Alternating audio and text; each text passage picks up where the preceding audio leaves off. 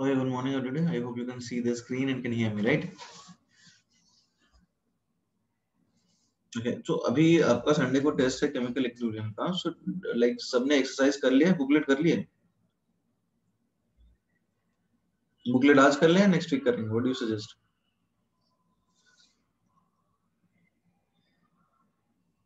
Everybody booklet कर लिया आप लोगों ने? कितने लोगों ने कर लिया है पूरा?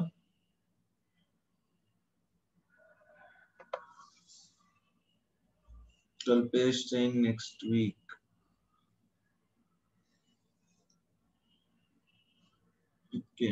तो एक काम करते हैं ना, कहाँ तक कर लिया? एक्सरसाइज 1 आज पूरी डिस्कस कर लेते हैं. एक्सरसाइज 1 क्योंकि आपका मेंस तक का टेस्ट है और आगे करेंगे नेक्स्ट वीक. क्या बोलते हो? एक्सरसाइज 1 तक कर लेते हैं डिस्कस. हाँ, और इंटेक्स एक्सरसाइज भी कर लेते हैं. ठीक है गाइस. इंटेक्स एक्सरसाइज और एक्सरसाइज 1 जो है, एक्सरसाइज 2 तक हो गया है. अच्छी बात है श्रेयस, वेरी गुड. बाकी लोग बताइए.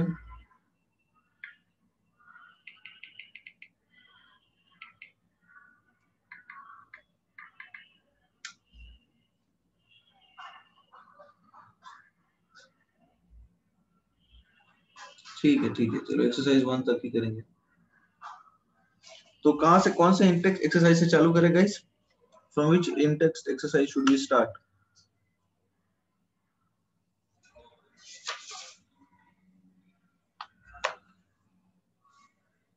ओके, फोर्थ से.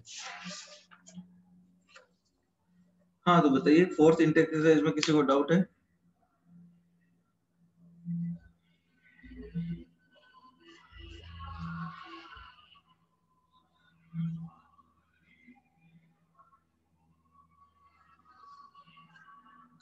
एवरीबॉडी, फोर्थ इंटेक्स एक्सरसाइज में कोई डाउट है?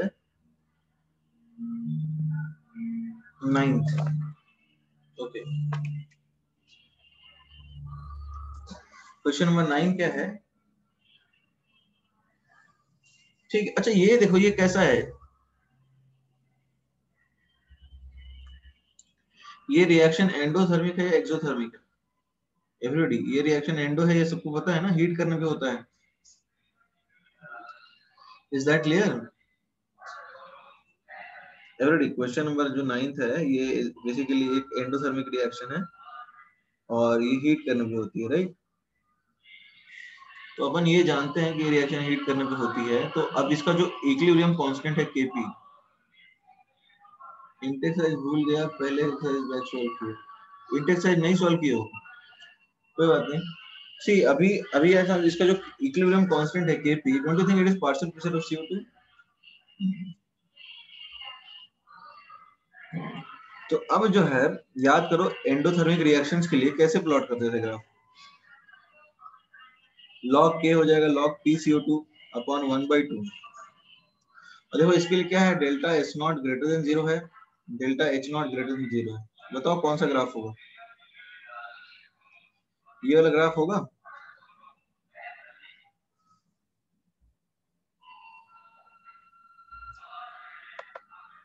एवरीबॉडी क्लियर हुआ है? डाउट है?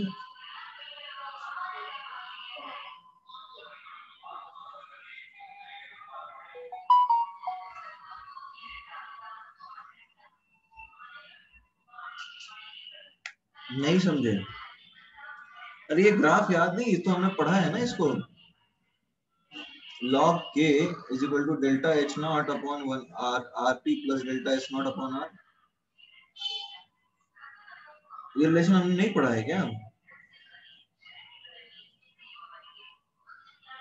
तो यही चीज तो यहाँ करनी है.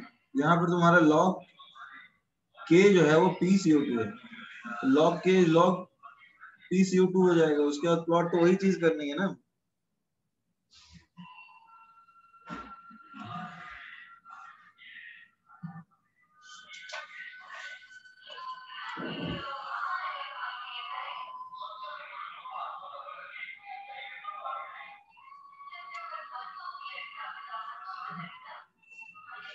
ठीक है रेडी. नेक्स्ट बताइए.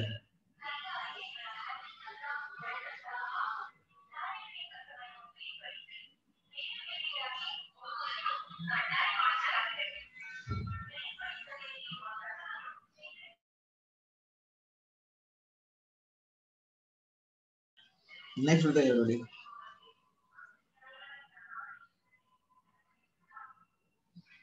नेक्स्ट कुछ नहीं है। इंटेक्स एक्सरसाइज 4 के बाद इंटेक्स एक्सरसाइज 5 में बताइए। इंटेक्स एक्सरसाइज 4 के बाद इंटेक्स एक्सरसाइज 5 में कुछ डाउट है?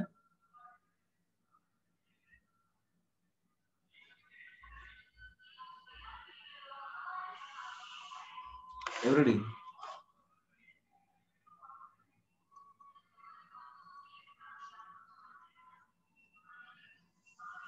इंटेक्स एक्सरसाइज 5 में किसी को डाउट है? एवरीडी 5 में डाउट है किसी को? क्वेश्चन नंबर 4, ठीक है। देखो मैन्युफैक्चरिंग हो रही है अमोनिया की बाय हेवर्स प्रोसेस। रिएक्शन है N2 + 3H2 gives 2NH3। अब ये बताओ, ये प्लस 92.3 किलो जूल लिखा है, यानी ये एक्सोथर्मिक रिएक्शन है या एंडोथर्मिक? बताओ। एक्सो,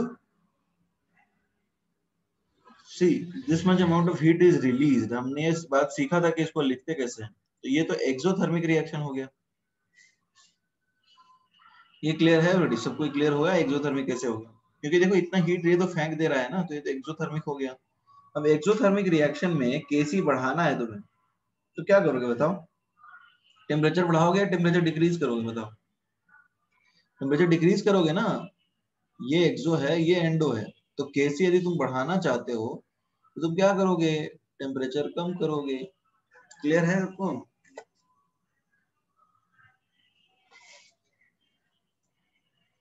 किसी को और डाउट तो नहीं है? ठीक है, नेक्स्ट क्वेश्चन बताइए। Question 9, repeat. देखो कल्पेश क्वेश्चन क्या है, यहाँ पे तुम्हारे पास 92.3 किलो जूल एनर्जी बाहर आ रही है, राइट? ये रिएक्शन कैसी होगी बताओ? यहाँ 92.3 किलो जूल एनर्जी बाहर आ रही है, तो ये रिएक्शन कैसी होगी? एक्सोथर्मिक होगी। तो एक्सोथर्मिक में डेल्टा एच अपन जानते हैं नेगेटिव होता है। तो जब एक्सोथर्मिक रिएक्शन के अंदर डेल्टा एच नेगेटिव है, तो अब जरा समझने की कोशिश करो, डेल्टा एच नेगेटिव है, तो अब टेम्परेचर कम करेंगे तो इक्विलिब्रियम कांस्टेंट कम होना चाहिए या ज्यादा होना चाहिए? बताओ। एक्सोथर्मिक रिएक्शन तो आगे तब बढ़ेगी ना जब टेम्परेचर कम करोगे। तो तुम्हें जब इक्विलिब्रियम कांस्टेंट बढ़ानी है एक्सोथर्मिक रिएक्शन के केस में, तो तुमको टेम्परेचर कम करना होगा। अभी भी क्लियर हुआ?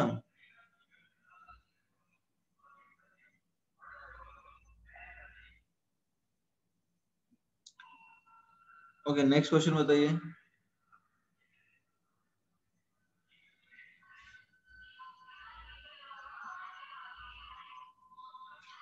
क्वेश्चन 9,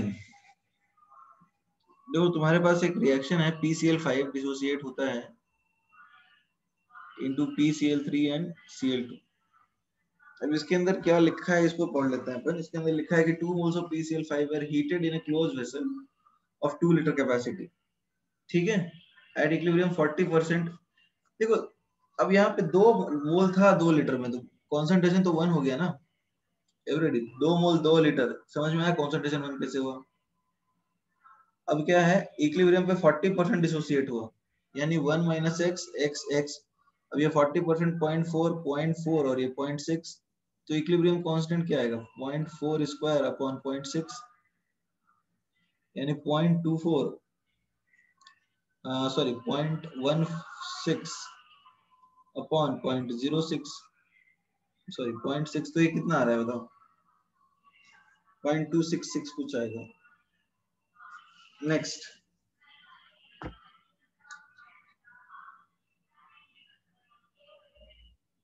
ये लिखना है क्या?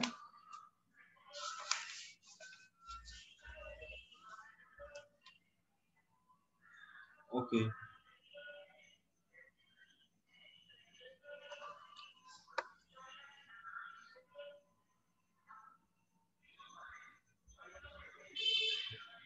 क्वेश्चन 10 उसी एक्सरसाइज में क्या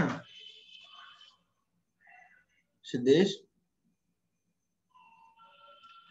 क्वेश्चन 6 10 है, if in the reaction N2O4 dissociate हो रहा है 2NO2 में, Alpha is the part of N2O4 which dissociates in the number of moles of at equilibrium starting with 1 mole. देखो ये तुमने 1 मोल से स्टार्ट किया, ये 0 था, तो ये 1 माइनस अल्फा और ये 1 प्लस 2 अल्फा होगा, राइट? समझ में आ रहा है? तो अब ये टोटल मोल्स कितने आ जाएंगे? 1 minus alpha plus 2 alpha and that will become 1 plus alpha.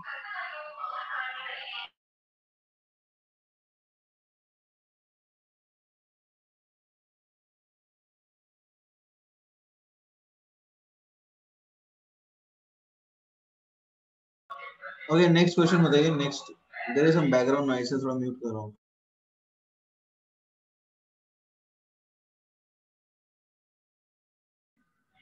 Next exercise, next बताइए.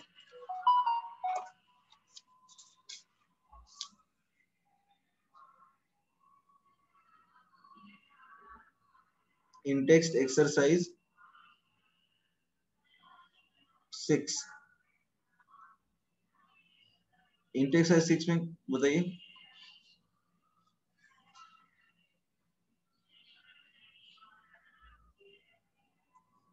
ऑलरेडी इन टेक्स्ट एक्सरसाइज 6 में बताइए. कुछ नहीं है एक्सरसाइज 6 में, no doubt. 4, in the formation of SO3 by contact process. देखो SO3 का जो फॉर्मेशन होता है कांटेक्ट प्रोसेस में, वो ये रिएक्शन होती है. अभी रिएक्शन की बात मत सोचो, क्योंकि वो जब तुम पढ़ोगे पी ब्लॉक में और एक्चुअल जेई में जब दोगे तब तक ये रिएक्शन पढ़ लोगे. तो अभी ये क्या कर रहा हूं मैं, ये रिएक्शन लिख दे रहा हूं. अब तो आंसर कर सकते हो एवरीडी. एवरीडी, अरे हाँ या ना, कुछ तो बोलो. तो इसका आंसर क्या होगा? कैटलिस्ट चाहिए, ऑब्वियसली कैटलिस्ट तो काम करता ही है. High temperature, low temperature. देखो बेसिकली ये सारी जो रिएक्शन है ना, ये जैसे ये कॉम्बिनेशन रिएक्शन है, तो इसके लिए एक ऑप्टिमम टेम्परेचर रिक्वायर्ड होता है. ये एंडोथर्मिक एक्सोथर्मिक नहीं है, पर्टिकुलर टेम्परेचर पे ही होता है. तो इसका आंसर एक ऑप्टिमम टेम्परेचर होगा और हाई कंसंट्रेशन ऑफ रिएक्टेंट होगा. ये बेसिकली इसमें आंसर करना अभी इसलिए मुश्किल है तुमने, क्योंकि तुमने रिएक्शन पढ़ी नहीं है. जब तुम ये रिएक्शन क्लास 12 में पढ़ लोगे तो it will be very easy. So अभी छोड़ दो इसको. ऑप्टिमम टेम्परेचर वाली बात तुम्हें उतनी सही नहीं लगे. नेक्स्ट बताओ.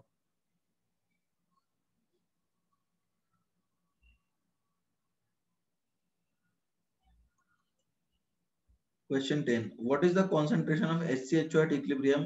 देखो तुम्हारे पास ये HCHO है और ये इक्विलिब्रियम में है शुगर के साथ C6H12O6.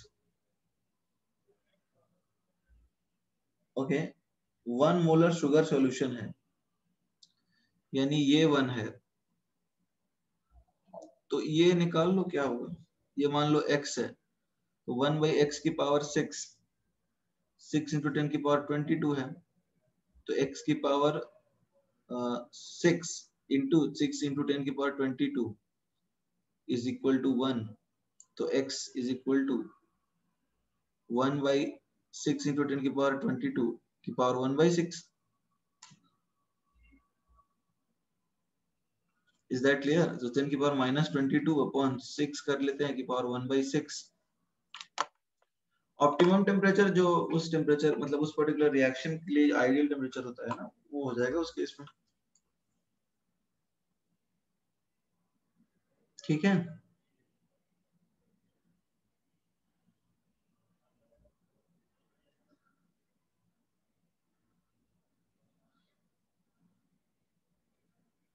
फाइन. अभी देखो क्या है,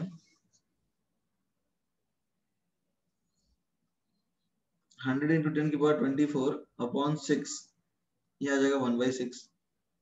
तो ये आएगा 10 की पावर माइनस 4 इंटू 100 बाई 6, ये आएगा 50 बाई 3, यानी 16.63 की पावर 1 बाई 6. तो अब ये देखो कितना आता है.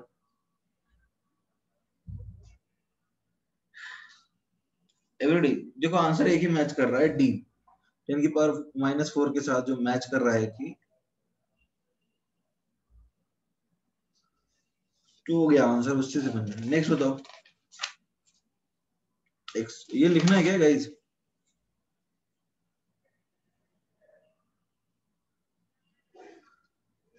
एवरीडे लिखना है क्या?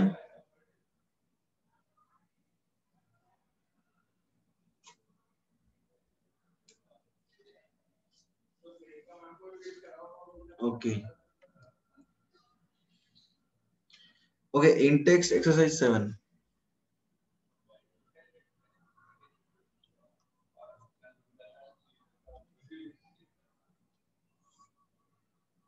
इन टेक्स्ट एक्सरसाइज 7 बताइए.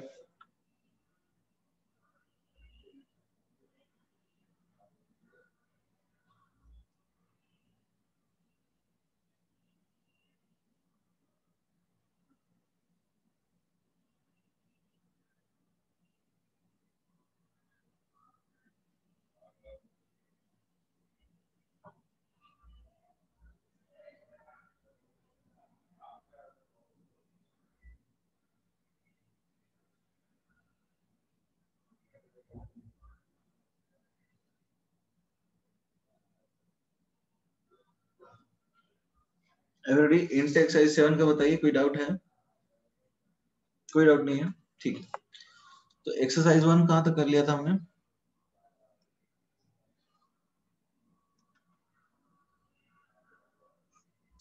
एक्सरसाइज 1 कहां तक कर लिया था? एक्सरसाइज 1 कहां तक किया था गाइस? 38 तक कर लिया था. 38 तक कर लिया था, वेरी गुड. तो अभी 39 से लेकर के 65 तक करेंगे हम लोग. तो चलिए 39 से 65 तक में, 39 से 40 में किसी को डाउट है? 39 से 41. 38 तुम्हारा डाउट है क्या Aditya? Do you have doubt in 38? ठीक है, ठीक है.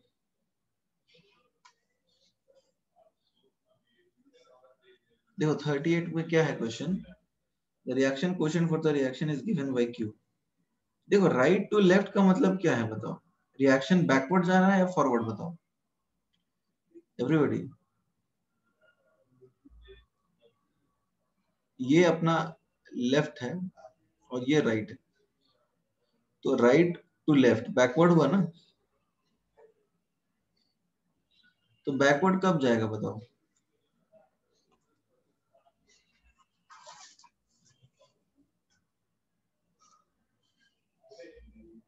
एवरीबॉडी बैकवर्ड कब जाएगा?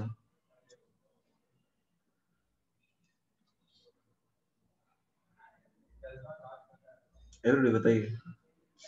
रिएक्शन बैकवर्ड कब जाएगी? जब क्यू ग्रेटर देन के होगा ना. ठीक है. Next question 39. देखो यहाँ पे क्या है, N2O4 गैस डिसोसिएट हो रहा है 2NO2 गैस में. ये 1 है, 0 है, 1 माइनस अल्फा है, ये 2 अल्फा है. तो अब एक फॉर्मूला होता है D by D is 1 plus N minus 1 into alpha. यहाँ पे N आपके लिए 2 है. तो अब D by d 1 plus alpha आएगा. Is that clear?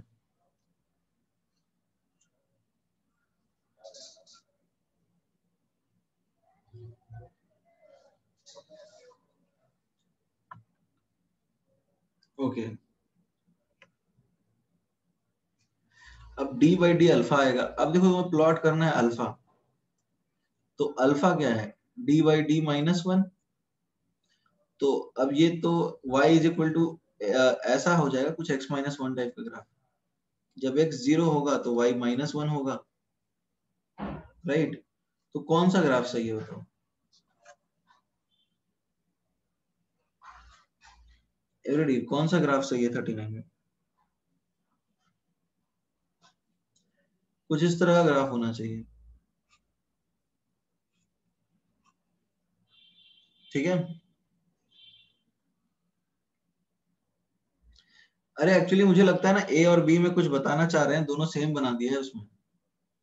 ए और बी दोनों ऑप्शन में सेम बना दिया है. गलत है आंसर, देख लो क्या है उसका. गलती है यहाँ पे, मिस्टेक है कुछ क्वेश्चन के अंदर. उनमें से कोई एक ऑप्शन ये हो रहा होगा, दोनों थोड़ी ओरिजिन से दिखाएंगे. हाँ तो बी वाला ऑप्शन ही कुछ इस तरह का बताना चाह रहे हैं. Next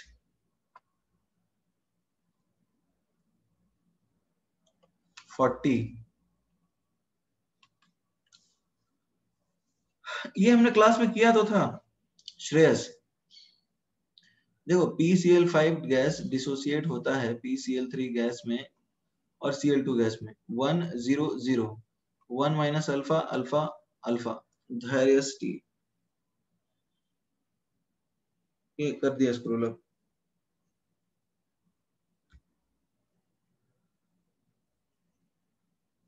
done.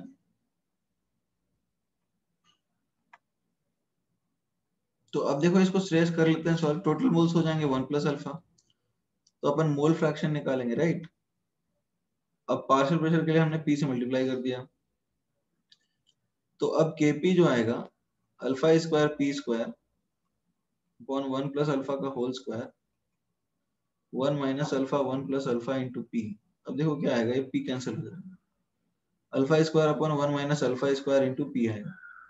अब जब 1 छोटा है तो 1 माइनस अल्फा स्क्वायर मतलब अल्फा छोटा है तो उसको ऐसे लिख सकते हो। Kp आया तुम्हारा अल्फा स्क्वायर P जो कि कांस्टेंट है, तो alpha is proportional to 1 by root P. Clear हुआ?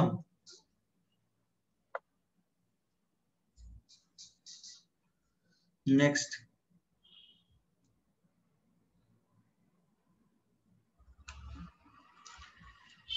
42। देखो तुम्हारे पास रिएक्शन है, कार्बन सॉलिड रिएक्ट करता है O2 के साथ, सॉरी CO2 के साथ और बनाता है 2CO gas. Equilibrium pressure 12 atm है।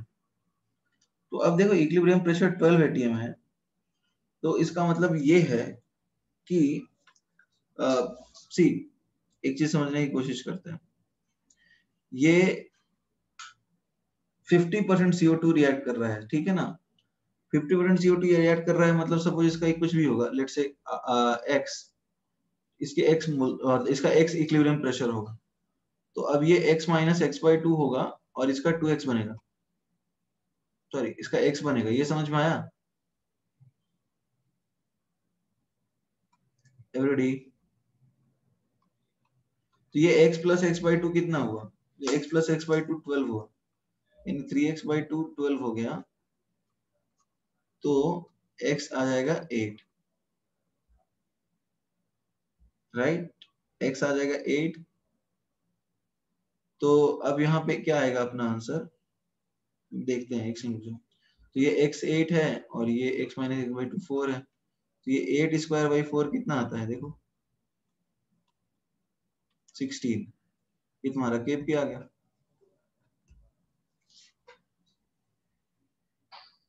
ऊपर स्क्रॉल करें,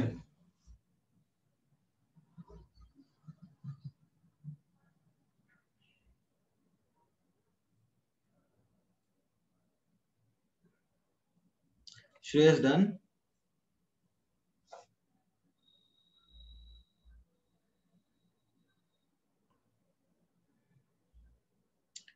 श्रेयस डन नॉट?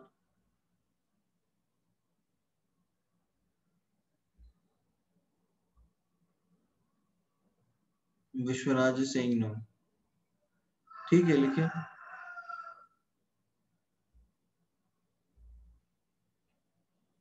डन ना विश्वराज?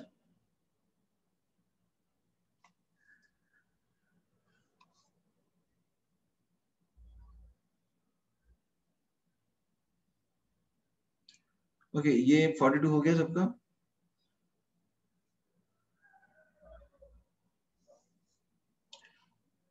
ठीक है write down.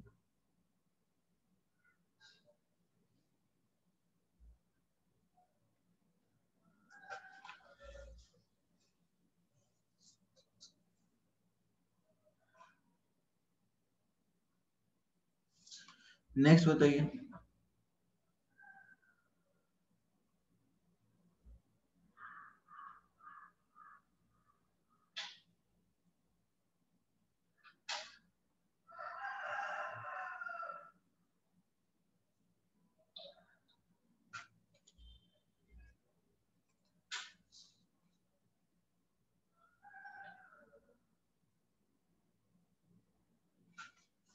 Forty seven.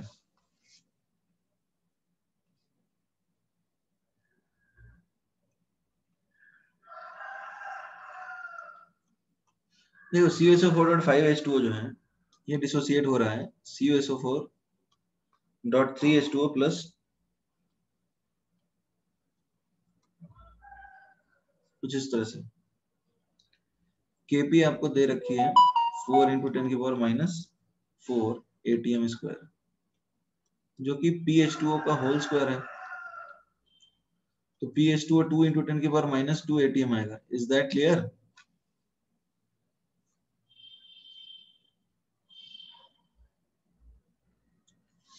Everybody okay. तो तुम्हें पता है 1 टॉर कितना ATM होता है? 1 ATM इज अप्रोक्सीमेटली 760 टॉर। ये नाम सुना है? तो पार्शियल H2O पेपर जो है इसका ये कितना है? ये तुम्हारा है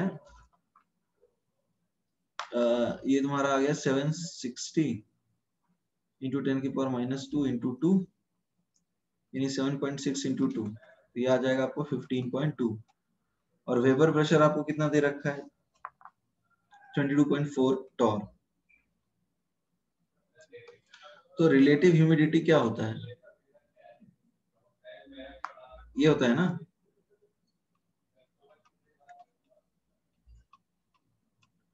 तो ये आपका आंसर आ जाएगा।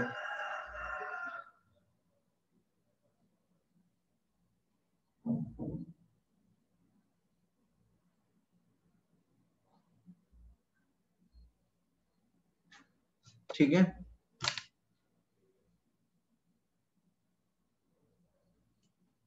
फिफ्टी थ्री पे आएंगे, रुक जाओ। 53 में बैकवर्ड रिएक्शन जाएगा ना, टेम्परेचर बढ़ाने तो HLS स्टेबल है। ठीक है, विल टॉक अबाउट इट। ये लिख लिया सबने?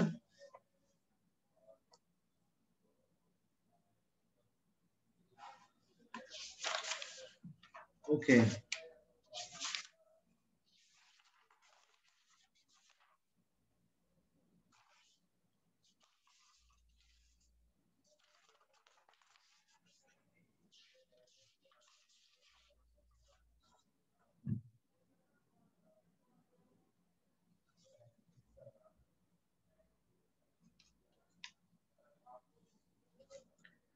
देख इक्विलिब्रियम कांस्टेंट है वो, अपने पास एक रिएक्शन है 2HI गैस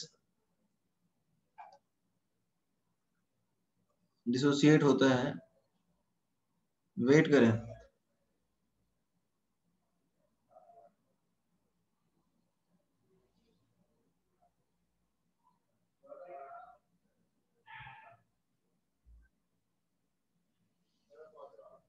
डन हो गया क्लियर? 53 छोड़ दें? ठीक है, तो नेक्स्ट बताइए फिर। 54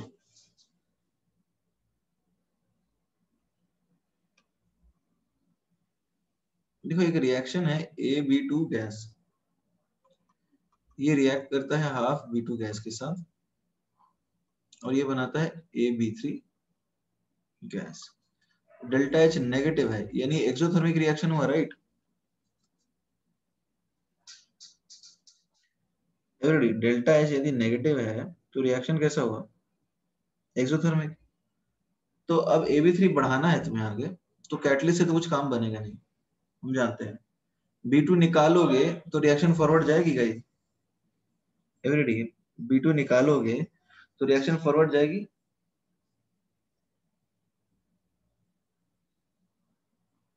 नहीं जाएगी, बैकवर्ड जाएगी। समझ में आ रहा है एवरीडी? अरे हाँ ना, कुछ तो बोलो। ठीक है, सी में टेम्परेचर बढ़ाओगे तो ये वाली रिएक्शन एक्सो है, ये वाली एंडो है, तो बैकवर्ड चली जाएगी फिर से, ये भी नहीं होगा। प्रेशर बढ़ाओगे तो उस तरफ जाएगी जिधर गैस के मोल्स कम होते हैं, तो इधर 1.5 है और इधर 1 है, फॉरवर्ड जाएगी। Is that clear? तो आंसर डी हो जाएगा।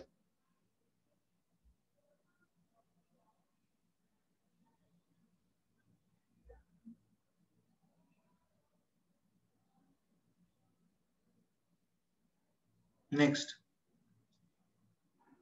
ए ऑप्शन नहीं समझे? सिद्धेश हमने पढ़ा था ना कि कैटलिस्ट क्या करता है, रिएक्शन कोएफिशिएंट को कोई चेंज नहीं करता है, वो क्या करता है, इक्विलिब्रियम मतलब रेट्स बढ़ा देता है फॉरवर्ड और बैकवर्ड रिएक्शन पे। तो ये ऑप्शन नहीं आएगा उसके केस में, वैसे बता रहे हैं। Is that clear? 62 ठीक है। 58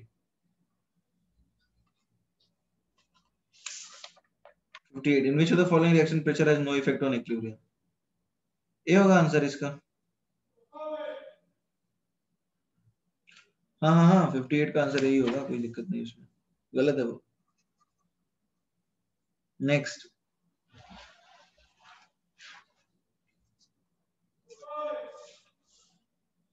62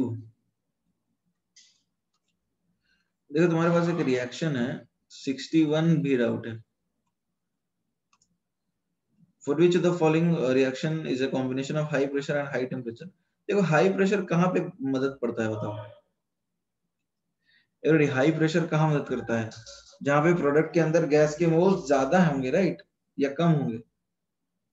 guys please respond in the chat box. ज्यादा होंगे। देखो जब प्रोडक्ट में, अरे प्रेशर बढ़ाने पे उस तरफ रिएक्शन जाता है जिधर गैस के मोल्स कम है, तो प्रोडक्ट में गैस के मोल्स कम होने चाहिए गाइस। अरे हाँ है ना?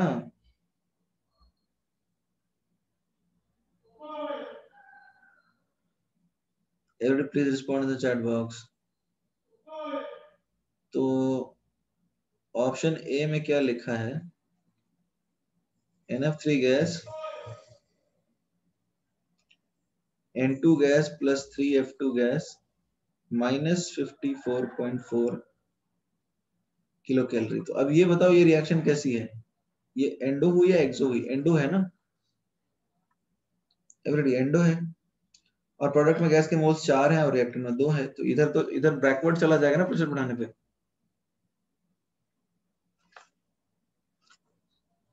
एंडो कैसे?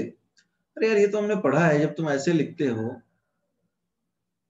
A gives B minus 10, तो ऐसा आएगा ना, A को 10 जूल दोगे तो B बनेगा।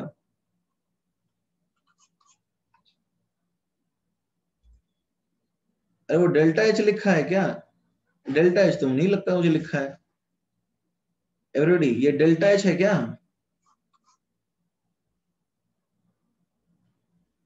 नहीं, ये तो इस तरह का कन्वेंशन है,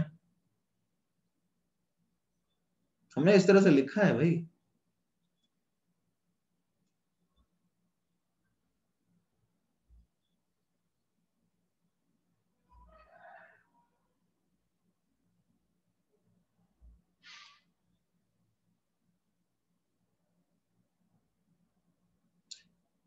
तो अब तो हो जाएगा ना, ये डेल्टा H नहीं है। अब देख लेते हैं नेक्स्ट, ऑप्शन बी। देखो N2 plus 3H2 gives 2NH3 हो जाएगा। तो नेक्स्ट बताइए फिर कौन सा करना है 62 के बाद? 62 ही तो कर रहा था, तो बोल रहे हो जाएगा।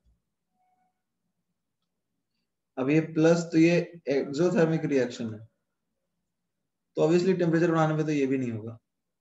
अब देखो क्या है, Cl2, अच्छा 62 बोल रहे हो, ओके फाइन फाइन। हाँ तो यहाँ भी वही कहानी है, तुम्हारे पास ये रिएक्शन है, ये एक्सो है, डेल्टा H लिखा है। तो अब देखो टेम्परेचर एक्सोथर्मिक में तो कम रखना होगा, राइट? टेम्परेचर तो इसमें कम रखना होगा, राइट? और देखो इधर गैस के 4 मोल है और इधर 2, तो प्रेशर बढ़ाओगे तो फॉरवर्ड जाएगा क्योंकि गैस के मोल्स प्रोडक्ट में कम है।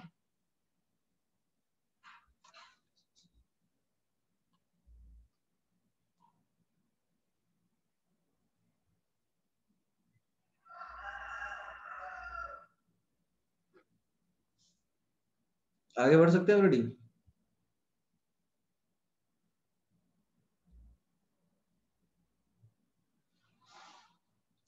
प्रेशर कैसे बढ़ा? अरे प्रेशर पूछा है ना क्वेश्चन में कि क्या कर सकते हैं, प्रेशर कैसे बढ़ा, ये तो तुमको कंडीशंस एग्जामिन करना है सिद्धेश। हमने गाइस पढ़ा है ना कि कौन से कंडीशन पे रिएक्शन किस तरह जाता है, हमें कैसे बढ़ा ये तो बताना नहीं है। ये तो अजीब सा सवाल पूछ रहे हो तुम।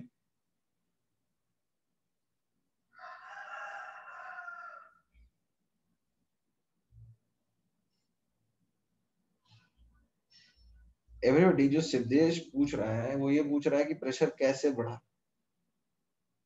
अच्छा, ली चैटल प्रिंसिपल में हम लोग क्या पढ़ते थे बताओ? नहीं वही पूछ रहा हूँ मैं, ली चैटल प्रिंसिपल में हम लोग क्या पढ़ते थे?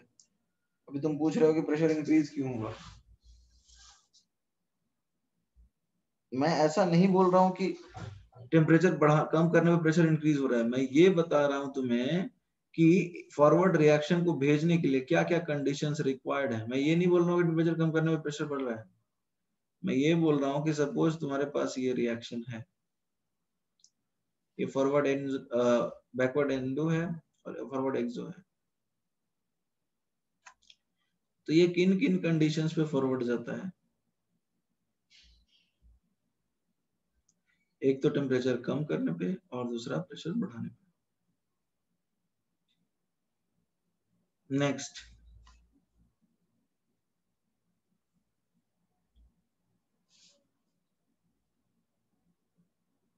एक्सरसाइज 2। एक्सरसाइज 2 सबने किया है? नहीं किया है? ठीक है, फिर कर बाद में करेंगे डिस्कस। ओके। अच्छा, हमने आयनिक इक्विलिब्रियम स्टार्ट किया था, कहां तक हुआ है इसमें? Everybody, what had we covered on that?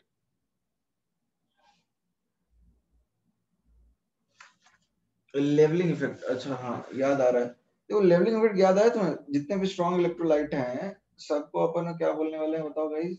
जितने भी स्ट्रॉन्ग इलेक्ट्रोलाइट है उसको हम क्या बोलने वाले हैं? हम्म?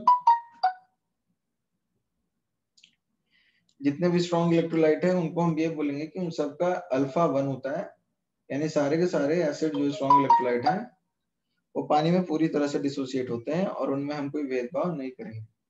Is that clear? Everybody, is that clear not? कुछ बेसिक डेफिनेशन होता है, देखो के ए क्या होता है, के ए क्या होता है, what is K a? Let us try and understand what is K a. K a को बोलेंगे अपन equilibrium constant for dissociation of an acid. ठीक है, जैसे तुम्हारे पास एसिटिक एसिड है तो इसके केस में ये वीक इलेक्ट्रोलाइट है तो रिएक्शन रिवर्सिबल होती है। तो अब ये जो इक्विलिब्रियम कांस्टेंट डिसोसिएशन का है एसिड के लिए उसको बोलेंगे के ए। ठीक है गाइस? अब ये तुम्हारा डिसोसिएटेड फॉर्म है और ये जो फॉर्म है गाइस ये है अनडिसोसिएटेड फॉर्म। तो के ए यदि ज्यादा है इसका मतलब डिसोसिएटेड फॉर्म ज्यादा होगा और अनडिसोसिएटेड फॉर्म कम होगा।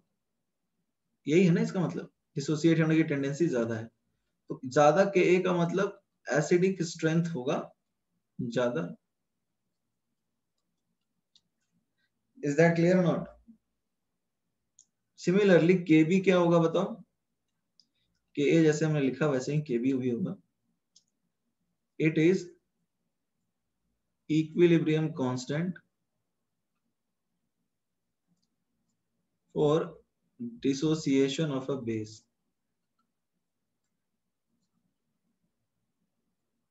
ठीक है, यहां पे भी यदि के बी ज्यादा है तो बेसिक स्ट्रेंथ ज्यादा होगा।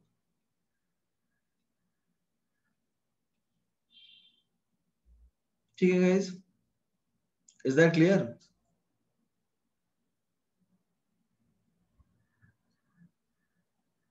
ठीक है, इसको लिख लीजिए।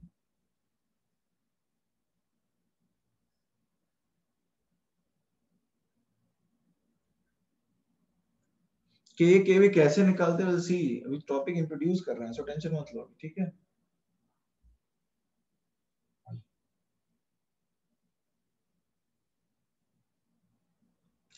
तो एवरीबॉडी देखो ये सीधा समझना है कि एक वीक एसिड या फिर एक वीक बेस जो होगा वो डिसोसिएट होता है तो उसके प्रोसेस में इक्विलिब्रियम डेवलप हो जाती है, फॉरवर्ड बैकवर्ड दोनों रिएक्शंस होते हैं, राइट।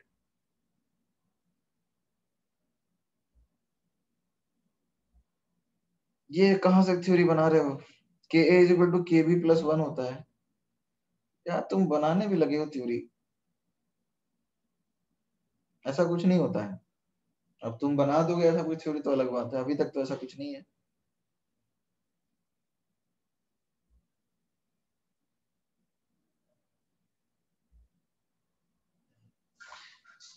अच्छा कहाँ पढ़ लिया तुमने के इज इक्वल टू के बी होता है इज इक्वल टू वन होता है स्ट्रॉन्ग इलेक्ट्रोलाइट के लिए? वहां तो इनफाइनाइट होता है माय डियर।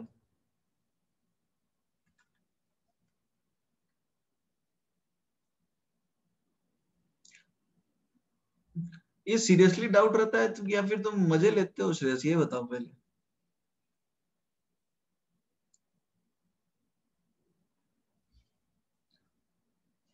मुझे तो कई बार लगता है बस मजे लेने के लिए पूछ लेता है दो तीन सवाल।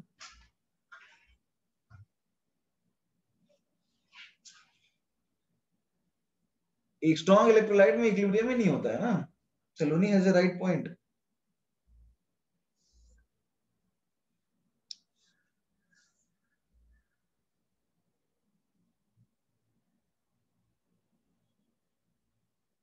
Okay everybody written.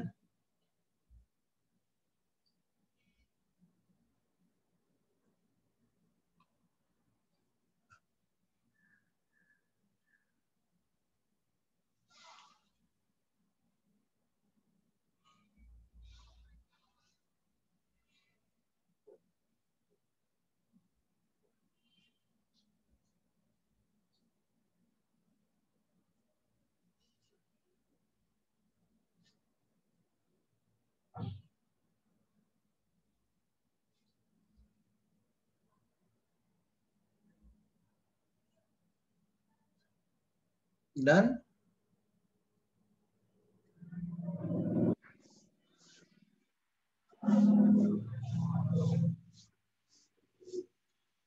ओके तो अब जरा समझने की कोशिश करो। ये के भी ज्यादा है तो बेसिक स्ट्रेंथ ज्यादा होगी। अब देखो बेसिकली यदि तुम्हारे पास कुछ इस तरह का सॉल्ट है NH4OH, NH4 प्लस और OH माइनस, अब Kb ऑब्वियसली ये आएगा। तो यहाँ पे भी गाइस यदि Kb ज्यादा है तो ऑब्वियसली बेसिक स्ट्रेंथ ज्यादा होगा क्योंकि डिसोसिएट ज्यादा होगा। अब जरा देखो यदि तुम स्ट्रॉन्ग एसिड की बात कर रहे हो ना तो स्ट्रॉन्ग एसिड तो पूरी तरह से डिसोसिएट हो जाते हैं, जैसे 1 मोल डालोगे तो 0 1 1 हो जाएगा। तो Ka तो 1 into 1 by 0 इनफाइनाइट है। Is that clear? जब अल्फा 1 है तो Ka इनफाइनाइट है।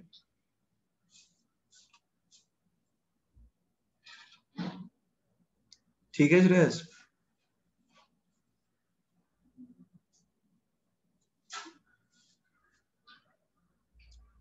तो स्ट्रॉन्ग इलेक्ट्रोलाइट हो या फिर मतलब उस केस में स्ट्रॉन्ग अमन रिटर्न।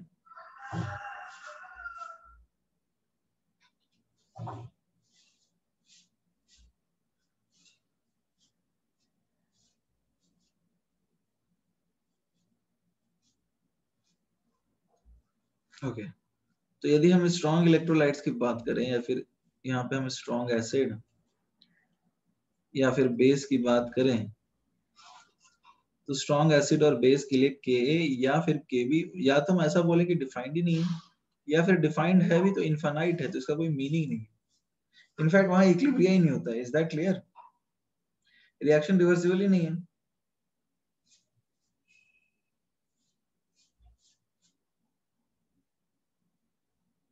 Clear everybody?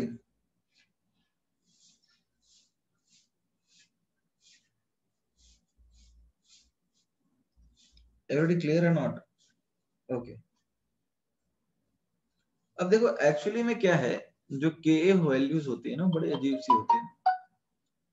अब कुछ Ka की जो वैल्यूज होती हैं कुछ ऐसी होती है, जैसे Ka आ गया मान लो सपोज 10 की पावर -7 कोई एसिड का, फिर सपोज Ka किसी और एसिड का 10 की पावर -8, तो ये नंबर्स बड़े अजीब से होते हैं। तो एक कन्वेंशन क्या है, हम लिखते हैं Pk, जैसे पीएच नाम सुना होगा ना, माइनस लॉग ऑफ H+ की कॉन्सेंट्रेशन। वैसे ही यहाँ पे 10 की पावर -7, 10 की पावर -9 इस तरह के वैल्यूज जो होते हैं ना उनको लिखना और कंपेयर करना मुश्किल हो जाता है। तो इसलिए यहाँ पर एक pKa टाइप का यूज करते हैं जो कि नेगेटिव लॉगरिथम लेगा। रिटर्न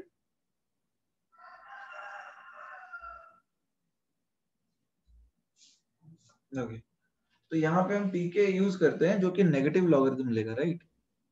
तो अब होता क्या है, pKa क्या होगा बताता हूँ। pKa होता है नेगेटिव लॉगरिथम ऑफ Ka की बेस 10, Ka की बेस 10।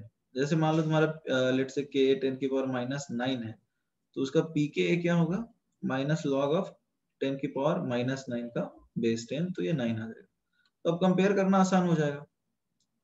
उसी तरह से pKb क्या है, माइनस लॉग ऑफ Kb की base 10। Is that clear? Scroll up करो।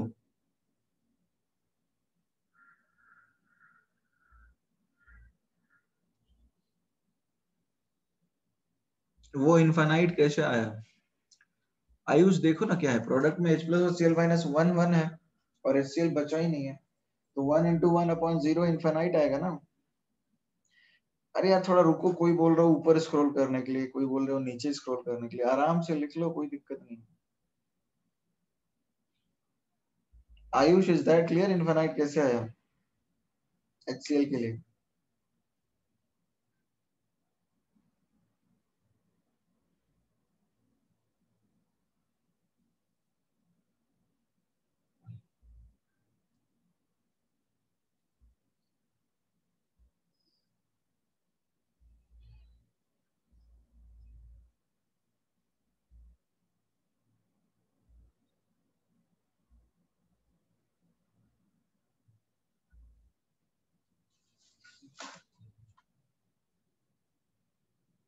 Kb में NH4 प्लस और OH माइनस है। हाँ, और आराम से लिख लो, सबका हो गया लिखने का? एवरीबॉडी, ऐसा कोई बचा है? Guys all done? ओके, तो इसमें किसी को डाउट है कि pKa और pKb क्या होता है? Is that clear? तो देखो, बेहतर एसिडिक स्ट्रेंथ के लिए, फॉर एसिडिक स्ट्रेंथ, या फिर ऐसा बोल सकते हो फॉर हाई एसिडिक स्ट्रेंथ, ठीक है, ऐसा लिख लेते हैं। हाई एसिडिक स्ट्रेंथ के लिए Ka ज्यादा होना चाहिए, स्ट्रॉन्ग एसिडिक केस में इनफाइनाइट होता है, और pKa कम होना चाहिए। Is that clear? क्योंकि नेगेटिव लॉगरिथम ले रहा है ना, तो Ka ज्यादा होगा तो pKa कम होगा, सॉरी pKa कम होगा तो pKa ज्यादा होगा। Similarly for high basic strength क्या होगा,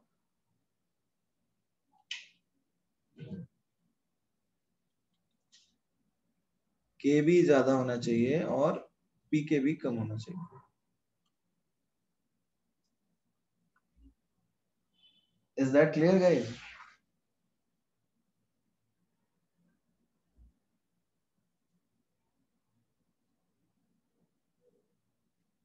तो ये लिख लीजिए।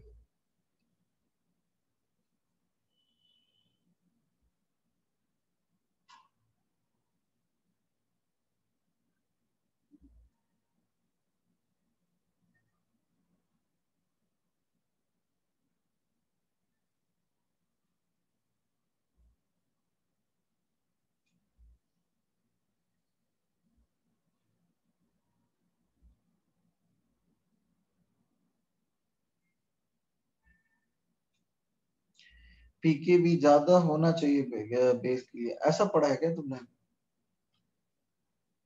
गाइस आपने कुछ ऐसा पढ़ा है क्या जीओसी में कि pKb ज्यादा होना चाहिए बेसिक स्ट्रेंथ अच्छे होने के लिए?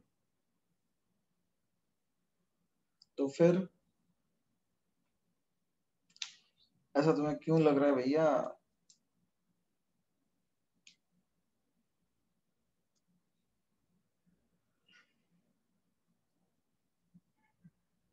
अरे उल्टा है ना, ये Kb ज्यादा हो तो pKb कम होगा, नेगेटिव लॉगरिथम ले रहे हैं, समझने की कोशिश करो यार। ज्यादा pKb का मतलब यही है, मतलब ज्यादा Kb का मतलब है कि डिसोसिएटेड पाथ ज्यादा है, और जब ज्यादा होगा डिसोसिएटेड पार्ट तो पीके भी तो कम ही होगा। Is that clear not?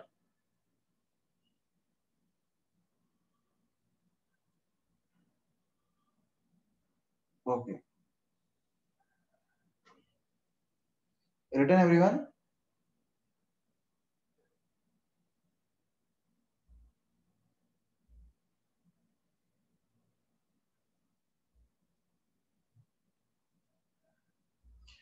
पीके की डिफरेंस, ये क्या पूछना चाह रहे हो भैया? Vishwaraj, you can unmute yourself and speak up. बोल, पीके की डिफरेंस क्या पूछना चाह रहे हो विश्वराज? बोलो।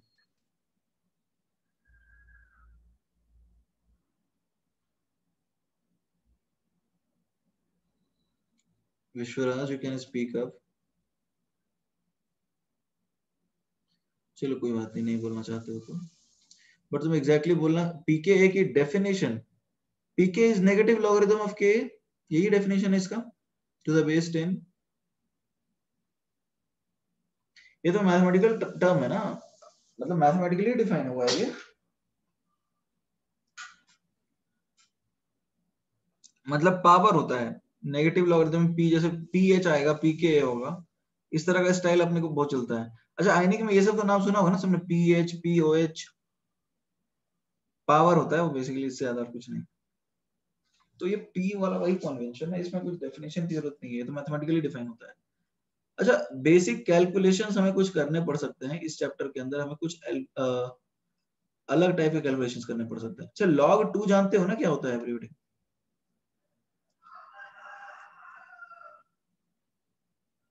पीएच सुना है? पीएचओ नहीं, पीओएच पहली बार सुना है, कोई बात नहीं। log 3 होता है 0.47, log 4 कितना होगा? 2 log 2 0.6, log 5 क्या होगा?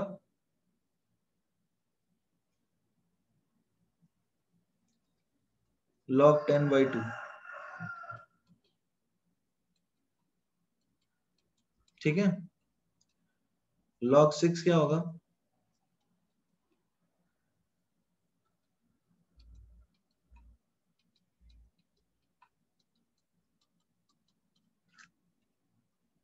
log 7,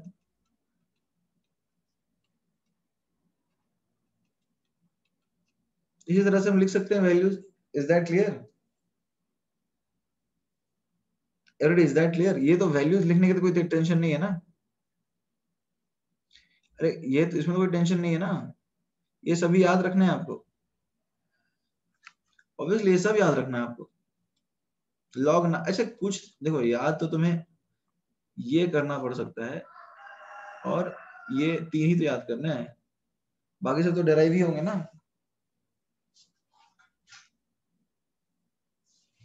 log 2 और log 3 तो मुझे तो याद होगा भी पहले से।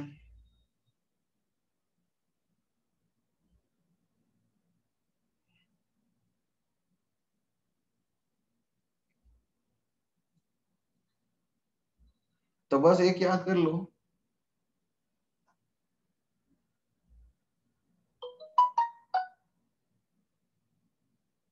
Is that clear?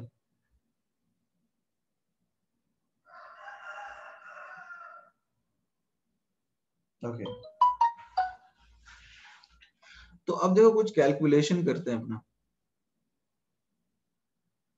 अब जैसे मान लो तुम्हारे पास कुछ इस तरह का कैलकुलेशन है, 10 की पावर 0.3, ठीक है, या फिर कुछ इस तरह का आ गया 10 की पावर -0.3। तो बताओ कौन सा, मतलब कैलकुलेशन कैसे करोगे? तुम्हारे पास या तो 10 की पावर 0.3 है, 10 की power -0.3। So guys, can we write 10 की पावर लॉग, इसको ऐसा लिख सकते हैं क्या एवरीबॉडी? इसको ऐसा लिख सकते हैं, तो ये 2 आ जाएगा, ये समझ में आया? उसी तरह से इसको कैसे लिख सकते हैं? तो इसको ऐसा लिख देंगे, तो ये 1/2 आएगा। ये सबको समझ में आया? इस तरह के कैलकुलेशन कैसे करना है अपने को आयनिक के अंदर। उसी तरह से मान लो तुम्हारे पास -0.7 है, 10 की पावर -0.7, ठीक है ऑलरेडी तुम्हारे पास 10 की पावर -0.7 है। हाँ, ये लॉग की प्रॉपर्टी होती है, पढ़ा होगा आपने, नहीं पढ़ा है क्या? हाँ, तो इसको अपन ऐसे लिख सकते हैं,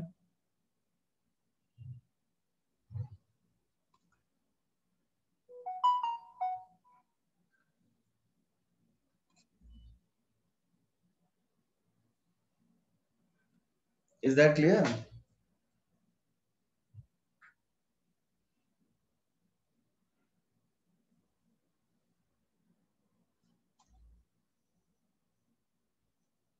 ओके,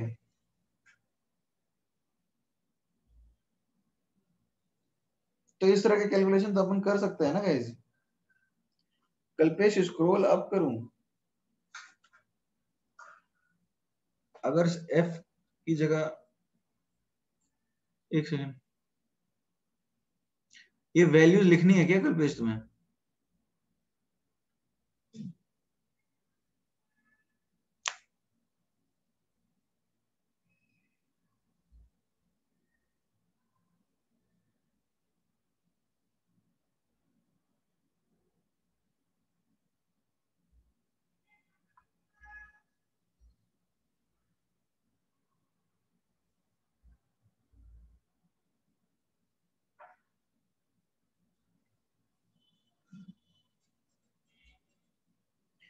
log 5 और log 6 में क्या डिफरेंस है? 0.7 तो लिखा हुआ है ना, वैल्यू देख लो उसको। ये क्या पूछ रहे हो तुम लोग, log की वैल्यूज पूछ रहे हो, करना क्या चाह रहे हो?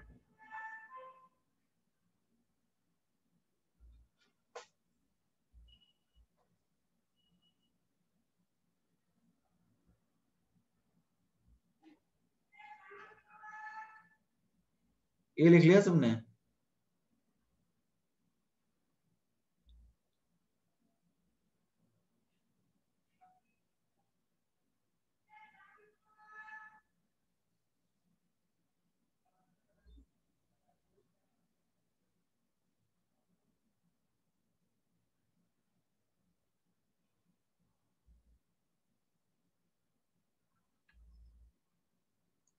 ओके, उसी तरह से मान लीजिए आपके पास कुछ इस तरह का डेटा आता है, 10 की पावर -0.95, तो ये कितना आएगा बताओ?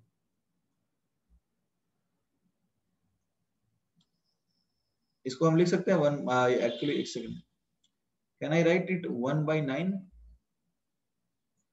एवरी ये सबको समझ में आ रहा है? अप्रोक्सीमेटली लिखूंगा मैं, जैसे 10 की पावर माइनस हो जाता है log 9, तो ऐसा लिखता है 10 की पावर log की बेस 10 1/9, तो ये आ जाता है 1/9। क्लियर है एवरीडी?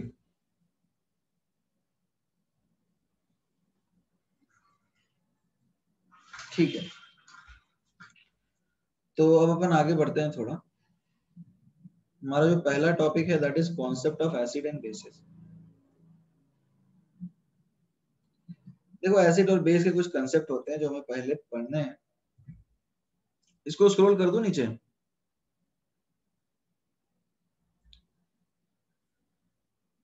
एवरीडी इसको स्क्रॉल करें नीचे।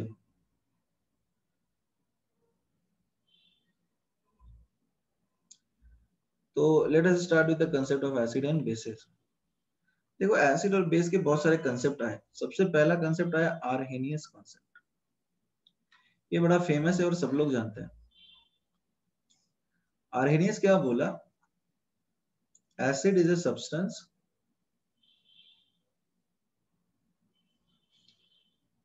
which gives H plus ions in aqueous solution। Acid वो चीज है जो पानी में H प्लस देता है। Is that clear? जैसे HCl क्या करता है, पानी में H प्लस देता है, तो ये एसिड है, ठीक है। उस हिसाब से एसिटिक एसिड क्या करेगा, ये भी पानी में H प्लस देगा, तो ये भी एसिड हुआ। Is that clear everybody? उसी तरह अपन बात करें HBr की, तो ये क्या करेगा, ये भी पानी में H प्लस देगा, तो ये भी एसिड है। HI की बात करें तो ये भी पानी में H प्लस देगा। तो ये सब जो पानी में H प्लस देते हैं, all of these will be acids. Guys, clear on this? जो जो पानी में H प्लस देते हैं वो सब एसिड। अब ये जो H प्लस आयन जाता है पानी में, वो कुछ इस तरह से रहता है, H plus H2O whole N। Hydration हो जाएगा ना H प्लस का, तो वो H प्लस क्या करेगा, लोन पेयर पे अटैक कर देता है। ठीक है, तो अब इसके तरह कारण बहुत सारे H2O मॉलिक्यूल्स इसके साथ लग सकते हैं, तो इसको बोलते हैं हाइड्रोनियम आयन। जहां एक्सपेरिमेंटली ऐसा देखा गया है कि ये N की वैल्यू जो है, N की वैल्यू 0 से लेकर के 4 तक लाइक कर सकती है। ठीक है बड़ी,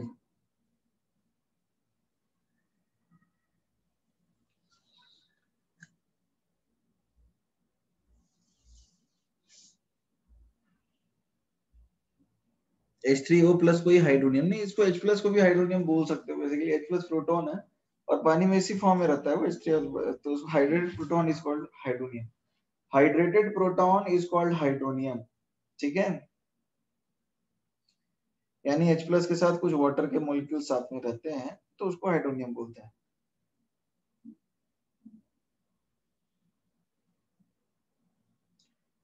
उसका सबसे सिंपल फॉर्म होता है कि एक H प्लस के साथ एक H2O, तो वही तुमने पढ़ा होगा H3O प्लस।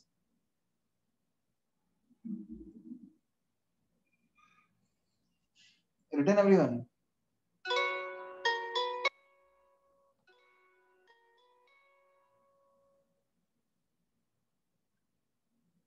ओके,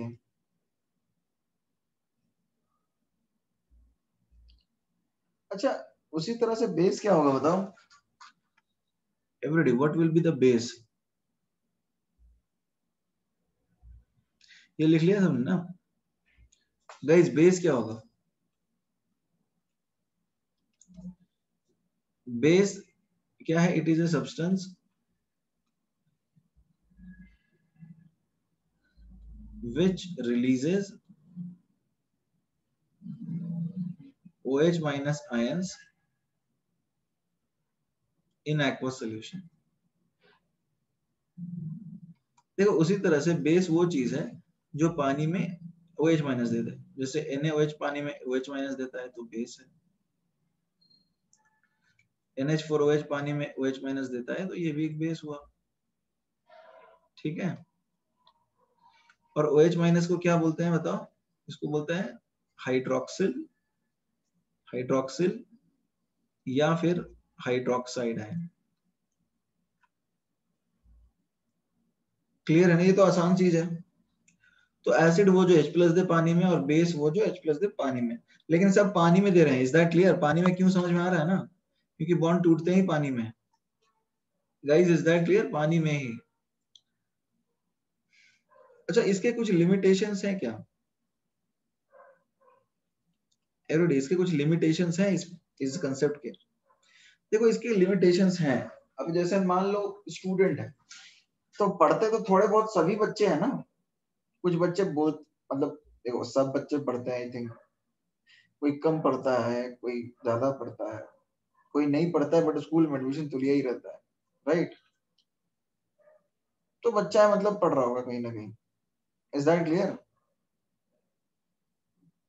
तो उसमें कोई टॉपर होता है, कोई एकदम पीछे होता है, बहुत सारे मतलब रैंक होती है ना सबकी। तो कौन अच्छा स्टूडेंट है कौन बेकार स्टूडेंट है, कोई पैरामीटर यहाँ पर पता चलना चाहिए। तो अब देखो क्या है, उस हिसाब से HCl भी एसिड है और एसिटिक एसिड भी एसिड है। तो कौन बेहतर एसिड है कुछ पता चल रहा है इस मॉडल के थ्रू एवरीबॉडी? कौन बेहतर एसिड है कौन बेकार एसिड है कुछ पता नहीं चल रहा है। ये तो बोल रहा है कौन एसिड है और कौन बेस है, बस इससे ज्यादा कुछ बता ही नहीं रहा है ना। कौन सी एसिड कैसी है कोई जानकारी हमें नहीं मिल रही है यहाँ पे। तो सबसे पहली चीज, it does not give comparison between relative strength of acid and bases.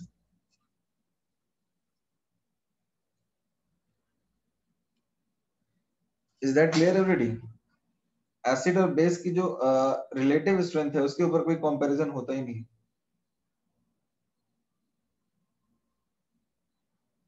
जो ज्यादा H+ देगा वो ज्यादा अच्छा एसिड, लेकिन ज्यादा H+ देगा ये ऐसा कुछ बोला नहीं है, तो बोला कि एसिड वो है जो अच्छा एसिड, मतलब जो बेहतर, मतलब बोल सकते हो जो H+ दे सीधा। ज्यादा H+ के लिए तो अमाउंट डिसाइड करना पड़ेगा ना, पर मोल ज्यादा बोल रहे हो तुम, चलो नहीं, you are talking about per mole, right? तो बेसिकली Ka जिसका ज्यादा होगा ना वो बेहतर एसिड है, that is what we learn. An acid with higher value of Ka, no, the best criteria is the higher is the value of Ka, greater is the acidic strength, right? अरे Ka ज्यादा का मतलब dissociated part undissociated से ज्यादा stable है। अरे ये समझ में आ रहा है? बेहतर तरीका तो ये है कि हम बोले Ka ज्यादा है, Ka ज्यादा होने का मतलब ये है कि dissociated part is more stable than the undissociated part, so that is how we would characterize an acid. तो यहाँ पे कोई कंपैरिजन नहीं होता। अब देखो यहाँ पर कुछ और भी पंगे हो जाते हैं। यहाँ पर ये सबसे मेजर चैलेंज यही है कि कंपैरिजन करता नहीं है। अगर तुम ऐसे भी सोचो, वाटर भी H+ और OH- दोनों दे देता है। Guys, is that clear? अच्छा, डज नॉट नहीं लिखा है, ओके ओके ओके, कोई बात नहीं, छूट गया होगा, इट डज नॉट लिख लो, ठीक है। तो वाटर भी तो H+ देता है, तो वाटर भी एसिड हुआ क्या एवरीडी? पानी भी जो है H+ दे देता है, तो क्या ये भी एसिड हो गया? अरे भैया ये OH- भी देता है। और जानते हो कुछ तो ऐसे होते हैं एसिड जो कि पानी में H+ देते भी नहीं है, ठीक है? कुछ ऐसे भी एसिड होते हैं जो पानी में H+ देते ही नहीं है।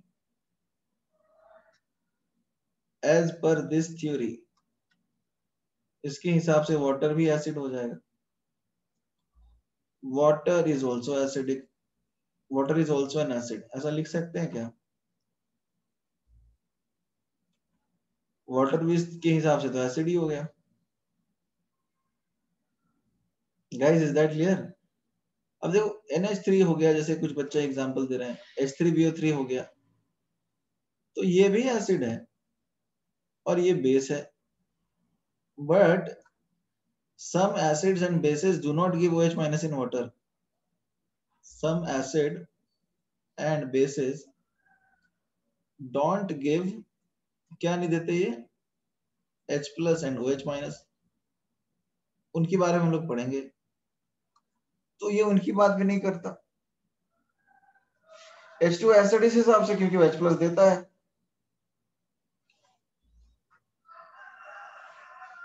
अरे एक बात बताओ, मान लो एक क्राइटेरिया हमने डिफाइन करा है कि जो दान दे वो दानी,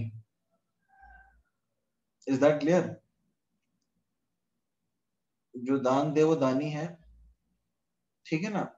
तो अब एक बंदा ऐसा है कि उधार देता है और उधार के पैसे ले लेता है वापस, तो वो दान तो नहीं हुआ ना, या फिर पैसे दे के वापस ले लेता है, तो देता तो वो भी है ना। तो उसने बोला जो पैसे दे वो दानी, तो उधार देने वाला भी तो दानी हो गया फिर। अरे नहीं समझ में आया?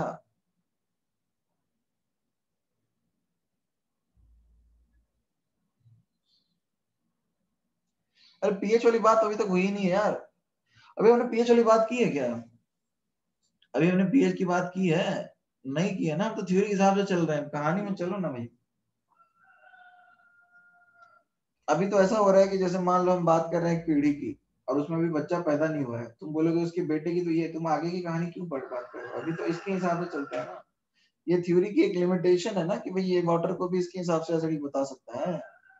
इसने ये बोला कि भाई जो H+ दे वो एसिडिक है, तो वाटर भी एसिडिक होगा फिर। तो ये कहाँ देखना है हमको OH- है या नहीं है? हम तो बस बोलेंगे कि जो H+ दे वो एसिड है, और जो H+ नहीं दे वो बेस नहीं है एसिडिक। तो ये एसिडिक और बेसिक दोनों हो जाएगा। देखो मतलब ये एसिडिक भी है और OH- दे रहा है तो बेसिक भी है, ठीक है? तो अब न्यूट्रल तुम इसलिए बोल रहे हो क्योंकि H+ और OH- दोनों बराबर है। तो वो तो बाद की बात है ना, हम तो जनरल बात बोल रहे हैं। बट H प्लस देता है, बेस OH माइनस भी देता है, दोनों देता है, तो एसिडिक भी हो सकता है, बेसिक भी हो सकता है। क्या एम्फोटेरिक बोले वाटर को? क्या बोलेंगे, कुछ डिफाइन नहीं हो पा रहा ना यहाँ पे। वही मैं बोल रहा हूँ, तो एक लिमिटेशन है ना इस थ्योरी की। अरे मतलब एक लिमिटेशन है, ये बात समझ पा रहे हो? वाटर को क्लियरली नहीं बता पा रहे हैं ना। अब जैसे ये बोलना होगा ना तुम्हें, जितना H प्लस देता है उतना ही OH माइनस भी दे देता है, तो बराबर होता है, इसलिए न्यूट्रल है। बट ये बात यहाँ पे नहीं होती है, यहाँ कोई क्वांटिटेटिव टर्म्स में हम बात कर ही नहीं रहे हैं। Is that clear?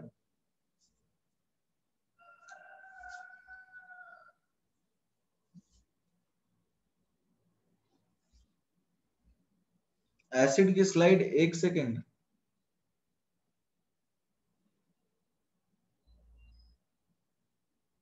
ये लो, डन कल्पेश।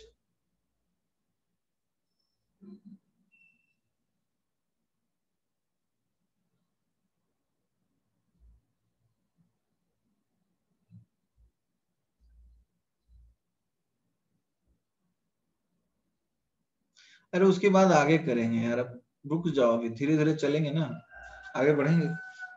आगे की बात तो हम कर रहे हैं ना, अभी वो थ्योरी वाली बात तो अभी करेंगे, अभी जैसे जैसे पढ़ रहा हूँ वैसे वैसे आएगा। Done everybody?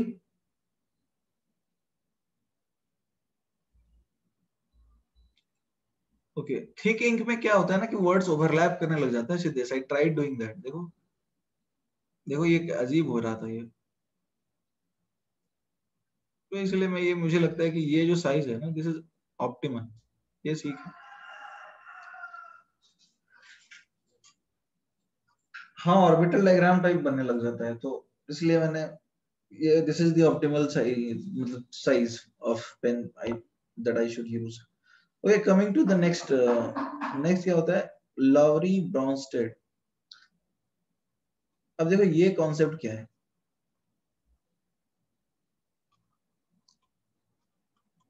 देखो इसमें क्या होता है, इसमें डिफाइन करते हैं कि एसिड का कॉन्जुगेट बेस होता है। जैसे एसिडिक एसिड पानी में जाएगा ना, तो ये एसिड इसलिए है क्योंकि H प्लस रिलीज करता है ऑब्वियसली। बट अब ये क्या है, ये इसको बोलते हैं, ये अभी सपोज एसिड है, तो ये इसका होगा कॉन्जुगेट बेस। ये समझ में आया कॉन्जुगेट बेस क्या है? अब देखो कॉन्जुगेट बेस का कंसेप्ट क्या है।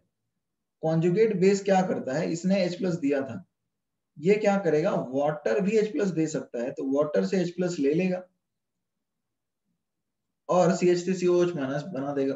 और इसके पास जब वाटर से H प्लस लिया, तो वाटर के पास OH माइनस बचा। तो तुम्हें नहीं लगता है ये OH माइनस रिलीज कर रहा है, तो ये बेस की तरह काम कर रहा है? Is that clear? ये वाटर के साथ रिएक्ट करके, मतलब वाटर से H प्लस ले ले रहा है और वापस एसिडिक एसिड बना रहा है, ये बेस की तरह काम कर रहा है, तो इसलिए इसको बोलते हैं conjugate base. Is that clear everybody? ठीक है ना? तो ये सपोज एसिड है, ये सपोज बेस है, तो ये ऑब्वियसली एसिड है और ये क्या हो जाएगा, बेस हो जाएगा। तो उसने ये बोला कि एसिड यदि बेहतर है, रिपीट करें, कौन सी चीज रिपीट करें फिर से? मैं बोलना चाह रहा हूँ, जरा ध्यान से सुनो, तुम्हारे पास एसिटिक एसिड है, ठीक है, तो एसिटिक एसिड डिसोसिएट होगा और CH3CO माइनस बनेगा। तो ये यदि एसिड है तो इसको क्या बोलेंगे, बेस। इसको बेस क्यों बोलेंगे, ये क्या कर रहा है, देखो ये H प्लस डोनर है, ये तुम्हारा H प्लस डोनर है, और ये क्या है, H प्लस एक्सेप्टर है। तो ये H प्लस बढ़ाने का काम कर रहा है और ये H प्लस घटाने का काम कर रहा है। तो H प्लस घटाएगा तो सोल्यूशन को बेसिक ही बनाएगा ना गाइस। तो ये यदि एसिड है तो ये कॉन्जुगेट बेस है। Is that clear? अब इसको तुम ऐसे भी समझ सकते हो कि ये एसिटेट आयन जो है वो पानी से H प्लस ले लेता है, तो पानी में क्या छोड़ेगा, OH माइनस छोड़ेगा। Is that clear not? पानी से जब H प्लस लेगा तो पानी में OH माइनस रिलीज कर देगा ये।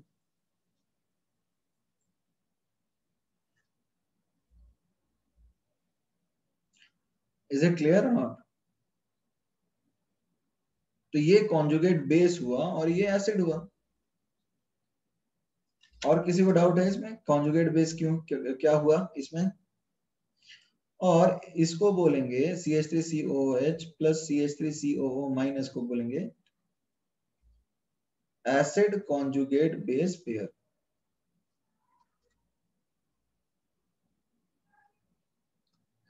एसिड और कॉन्जुगेट बेस में डिफरेंस, अरे एसिड का जो आयनाइज्ड फॉर्म है उसको बोलते हैं कॉन्जुगेट बेस। अच्छा एक बात बताओ, एसिड यदि H प्लस रिलीज कर देगा, मान लो CH3COH ने H प्लस रिलीज कर दिया, तो क्या अभी भी एसिड है वो?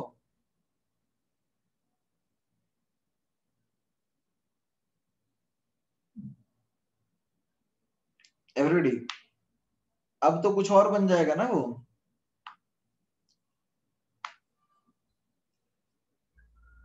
अब कॉन्जुगेट नाम रखने का भाई कन्वेंशन होता है, नाम जो रखते हैं, जैसे तुम्हारा नाम कल्पेश है तो ये तुम्हारी पेरेंट्स की या फिर एल्डर्स की इच्छा है, ठीक है।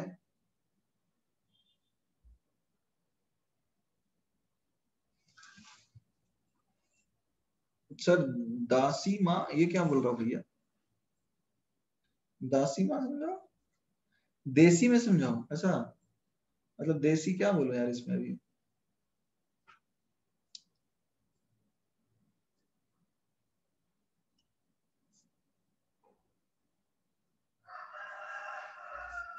अरे यार तो विदेशी कहाँ बोल रहा हूँ, अंग्रेजी बोल रहा हूँ क्या? अंग्रेज टाइप लग रहा है। ऐसा होता है क्या कि इंग्लिश मूवी देख रहे हो वो भी बिना सबटाइटल के, ऐसा लग रहा है तुम्हें? अरे बहुत लोग करते हैं वैसे, गाने वगैरह सुनते हैं एकदम लिंकिन पार्क के, एलन वॉकर के, और कुछ समझ में नहीं आता उनको, तो वैसा लग रहा है क्या तुम्हें? एक सेकंड कॉल है। हेलो।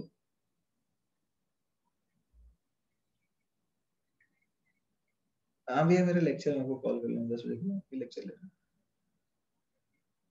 10 बजे के बाद मैं कॉल करूंगा, ठीक है। Okay fine. तो अभी क्या है, खैर उसकी बात, वैसा तो नहीं लग रहा है ना तुम्हें? बट लोग फिर भी सुनते हैं, मतलब गाने वगैरह तो सुन ही लेते हैं, उनको अच्छा लगता है। तो अभी कैसा लग रहा है तुम्हें? अरे अरे बुरा मान जाएगा बच्चा। चलो ठीक है, बुरा नहीं मानना है, अपनी तो ऐसे ही मस्ती मजाक करते ही रहते हैं। ठीक है, देखो अभी क्या है तुम्हारे पास, एसिडिक है, एसिड है CH3COH, और दूसरा उसकी कॉन्जुगेट बेस का आयन है CH3CO माइनस। अब देखो देसी अंदाज में ऐसा समझो, मान लो तुम बहुत दानी इंसान हो, ठीक है, तुम्हें टिफिन लाए थे, तुम्हारे दोस्त ने मांग लिया तुम्हारा टिफिन, ठीक है, अब तुमने उसको डोनेट कर दिया है, तो अब तुम्हें टिफिन देने की टेंडेंसी खत्म होगी, क्योंकि अब तुम्हारे पास है ही नहीं कुछ देने के लिए, राइट? तो अब तुम्हारी जो टेंडेंसी बनेगी वो किस तरह की बनेगी? लेने की टेंडेंसी बनेगी। तुमने डोनेट कर दिया तो अब क्या कर सकते हो, ले सकते हो। तो अब या तो एक होता है ना कि भैया दान करके भूल गया, तो वो हो गया स्ट्रॉन्ग एसिड, जैसे HCl, पानी में H प्लस दे दिया, तो अब वो भूल गया, वो चिल मार के बैठ गया, जैसे उसका जीवन का एक ही उद्देश्य था H प्लस रिलीज करना, ठीक है। होता है ना, मेरे जीवन का एक ही मकसद है, मूवी का डायलॉग है बदला, ऐसा। तो उसका वही मकसद था, H प्लस डोनेट करना। अब यदि उसने H प्लस डोनेट कर दिया है, तो अब जो Cl माइनस बचेगा वो ऑब्वियसली ले सकता है वापस H प्लस, राइट? तो यदि वो नहीं लेगा तो वो बहुत अच्छा एसिड है, बट यदि वो लेने की टेंडेंसी वापस है, जैसे एसीटेट आयन के केस में है, तो थोड़ा बेकार एसिड होगा ना। तुम दे के वापस मांग लेते हो। एक बच्चा था जो टिफिन डोनेट करके भूल जाता है कि उसने दिया भी था, तो उसको याद भी नहीं है, स्पेक्टेटर की तरह बिहेव करेगा। और दूसरा क्या है, एक बार डोनेट करके वापस उसकी तरफ देख रहे हैं और शायद वापस लेने की भी टेंडेंसी उसके अंदर है, उससे नहीं लेगा तो किसी और से ले लेगा, राइट? Is that clear? तो वही काम एसिटेट आयन भी तो कर रहा है। एसिटेट आयन ने H प्लस, मतलब एसिटिक एसिड ने H प्लस दे दिया, तो अब जो बना उसका दूसरा form, that is conjugate base, वो H प्लस ले रहा है। अब चाहे वो खुद का H प्लस डोनेट किया हुआ ले ले या फिर वाटर से H प्लस ले ले। Is that clear?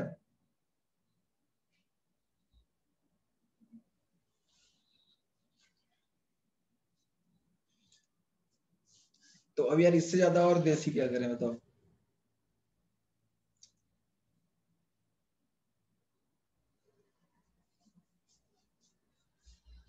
ठीक है,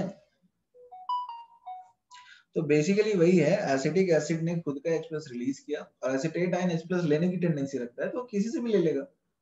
अब H+ किसके पास सोल्यूशन में अवेलेबल है बताओ? वाटर के पास ही अवेलेबल है, तो किससे लेगा? Is that clear? H+ solution में किसके पास अवेलेबल है? H+ लेने के लिए वाटर के पास ही अवेलेबल है, तो वाटर से लेगा। फाइन। तो अब ये समझने की कोशिश करो, यदि एसिड अच्छा है तो कॉन्जुगेट बेस वीक होगा। ये क्लियर हुआ?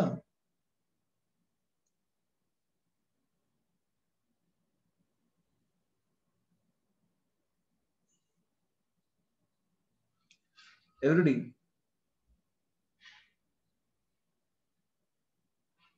यदि एसिड अच्छा है तो कॉन्जुगेट बेस रिलेटिवली वीक होगा।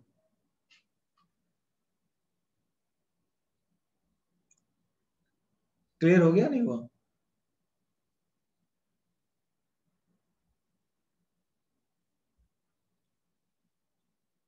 ओके, तो हम बोल सकते हैं कि यदि एसिड गुड है, मतलब बेहतर एसिड है, तो कॉन्जुगेट बेस लिखते हैं, कॉन्जुगेट बेस वीक होगा। Okay, return.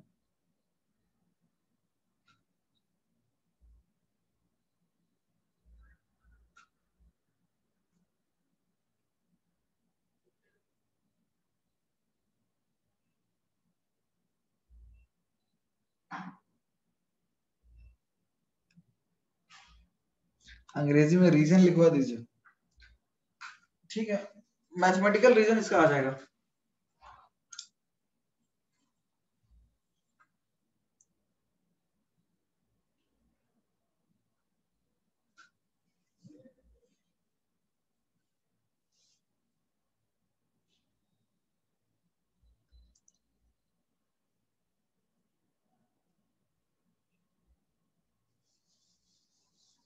रिटर्न एवरीवन, आगे बढ़ जाएं, स्क्रॉल करें।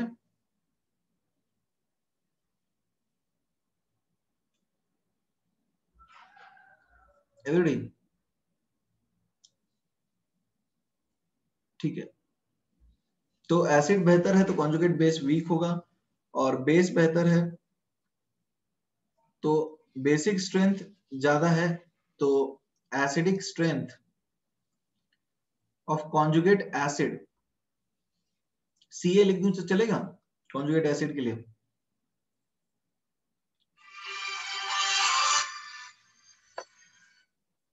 Is that clear?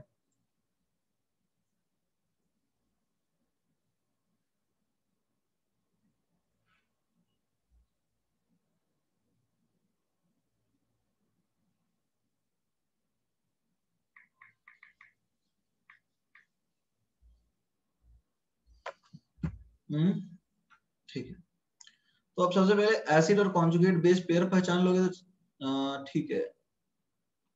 अभी अपन क्या करते हैं, लेट अस सी identify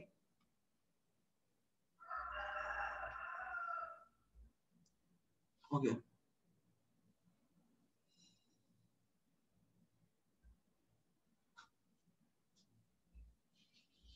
done.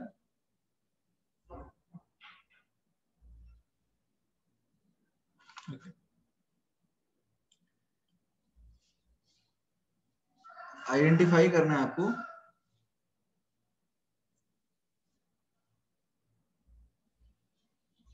Acid plus conjugate base pair या फिर base plus conjugate acid pair. ठीक है,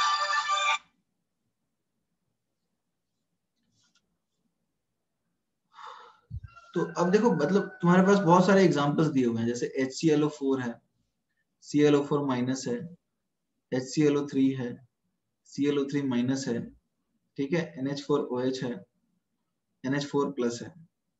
तो इसमें बताओ कि एसिड कॉन्जुगेट बेस पेयर कौन कौन से हैं? ये समझ में आ रहा है? ये सारे हैं। ये एक एसिड कॉन्जुगेट बेस पेयर है, ये एक एसिड कॉन्जुगेट बेस पेयर है, ये एक बेस कॉन्जुगेट एसिड पेयर।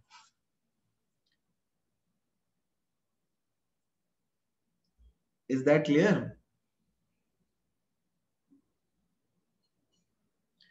अरे ये तो आसान है ना, देखो HClO4 जो है वो H प्लस दे करके ClO4 माइनस बनाता है, तो इन दोनों के बीच में डिफरेंस H प्लस लेने और देने का ही है। तो ये यदि एसिड हुआ तो ये इसका कॉन्जुगेट बेस हो जाएगा। ठीक है। सिमिलरली HClO3 जब डिसोसिएट होता है तो H प्लस और ClO3 माइनस बनाता है, तो ये एसिड है तो ये कॉन्जुगेट बेस होगा। सिमिलरली NH4OH जो है वो NH4 प्लस और OH माइनस बनाता है, राइट गाइस। तो NH4OH यदि बेस है तो ये इसका कॉन्जुगेट एसिड होगा। यहां तक तो कोई दिक्कत नहीं है ना।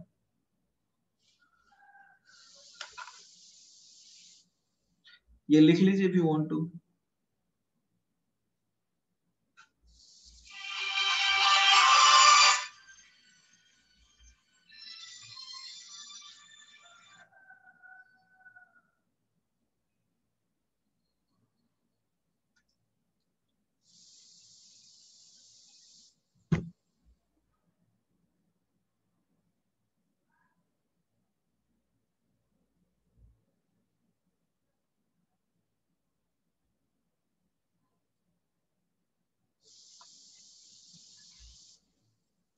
Done. Okay, see basically what we are trying to do, हम लोग बस एसिड और कॉन्जुगेट बेस पेयर अभी आइडेंटिफाई कर रहे हैं, और ये हम जानते हैं कि यदि एसिड अच्छा है तो कॉन्जुगेट बेस वीक होगा। तो अब जैसे तुम्हें पूछा जाए कि Cl माइनस और एसिटेट आयन में बेहतर बेस कौन है, तो बताओ कौन होगा। ठीक है वेट।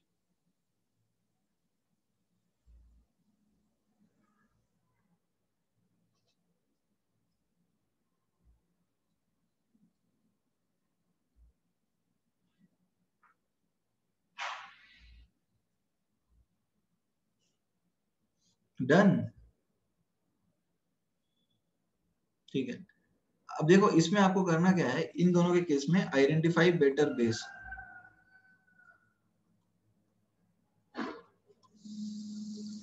ठीक है, इन दोनों के केस में बताओ बेहतर बेस कौन है। ये HCl से आया है और ये एसिडिक एसिड से आया है।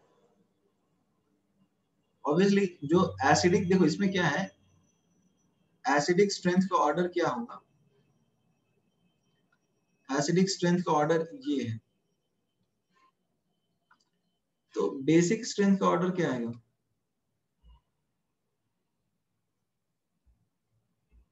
बेसिक स्ट्रेंथ का ऑर्डर उल्टा आएगा, राइट।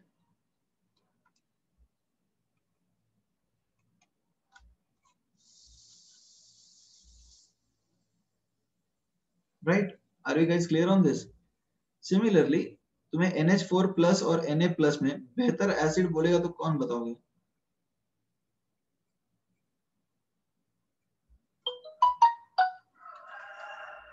गाइस NH4 प्लस और Na प्लस में यदि तुम्हें बेहतर एसिड बोलेगा तो कौन होगा। देखो बेसिक स्ट्रेंथ, बेसिक स्ट्रेंथ जो है वो NaOH की ज्यादा है, किससे, NH4OH से। तो एसिडिक स्ट्रेंथ का तो उल्टा होगा ना ट्रेंड। कॉन्जुगेट एसिड के केस में NH4 प्लस बेहतर एसिड होगा।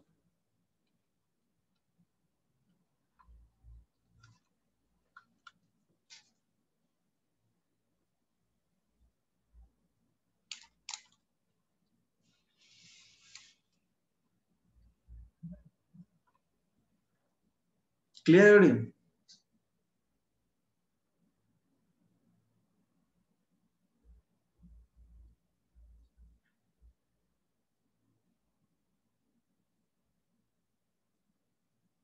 फाइन, तो ये लिख लो आप लोग।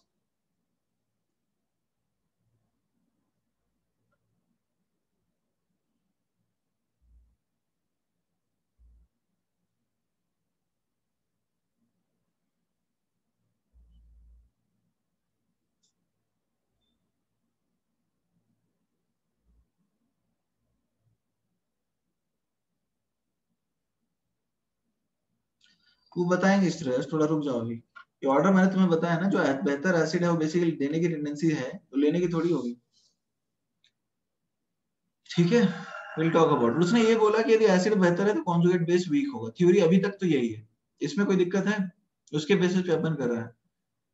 ठीक है, उसने ये बोला कि यदि एसिड अच्छा है तो कॉन्जुगेट बेस वीक होगा। एक एसिड है तो उसका एक कॉन्जुगेट बेस होता है, और बेस है तो कॉन्जुगेट एसिड होता है। यदि एसिड अच्छा है तो कॉन्जुगेट बेस वीक होगा, और यदि बेस अच्छा है तो कॉन्जुगेट एसिड वीक होगा। और इसके वाइस वर्सा भी चलेगा, यदि एसिड बेकार है तो कॉन्जुगेट बेस अच्छा होगा। ये क्यों होता है ऐसा, ये पूछना चाह रहे हो क्या?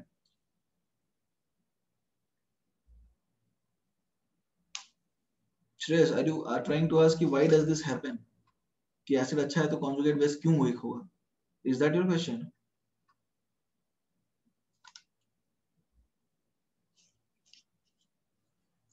हेलो?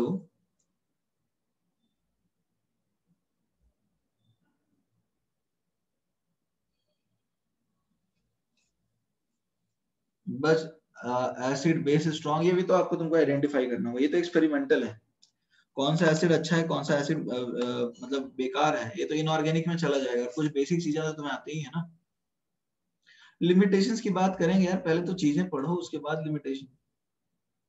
पहले आदमी के मतलब क्या बोलते हैं उसको, खास बातें जानो, उसके बाद लिमिटेशंस बाद में ना। पहले अच्छी चीज तो देख लो, पहले थ्योरी तो पढ़ो, लिमिटेशन तो बाद में देखते हैं। बहुत जल्दी में हो कुछ लोग। इस थ्योरी के हिसाब से ये नहीं बताते कि कौन अच्छा है कौन बेकार एसिड, के देख लो और वही तरीका है। ठीक है, से कहाँ एक्सप्लेन, क्या तुम्हें आता है, क्या पूछना चाह रहे हो यार? इसके सवाल अजीब हो जाते हैं। ये क्या पूछना चाह रहा है यही मुझे समझ में नहीं आता है। बालक, अपने आप को अनम्यूट कीजिए और अपने भावनाओं की अभिव्यक्ति कीजिए।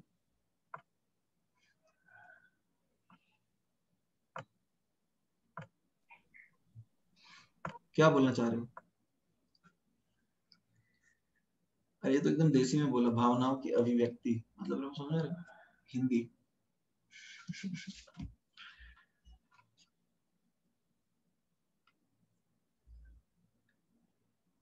अरे नहीं बोलोगे क्या, शर्मा गए?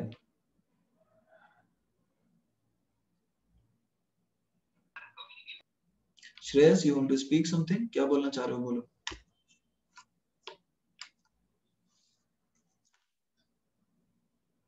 अरे यार, टाइम वेस्ट कर रहा हूँ। सब तुम्हारी सुरीली आवाज सुनना चाहते हैं, सब लोग बेताब हैं, तुम बोल ही नहीं रहे हो। बेस बेस एसिड की जगह स्ट्रेंथ, बेस एसिड की स्ट्रेंथ हमें आता है, पर आरएनएस तो लिमिटेशन। अरे वो तो आगे पढ़ेंगे ना, थ्योरी खत्म कहाँ हुआ है, चल रहा है अभी तो। इतना बेताब क्यों हो जाता है?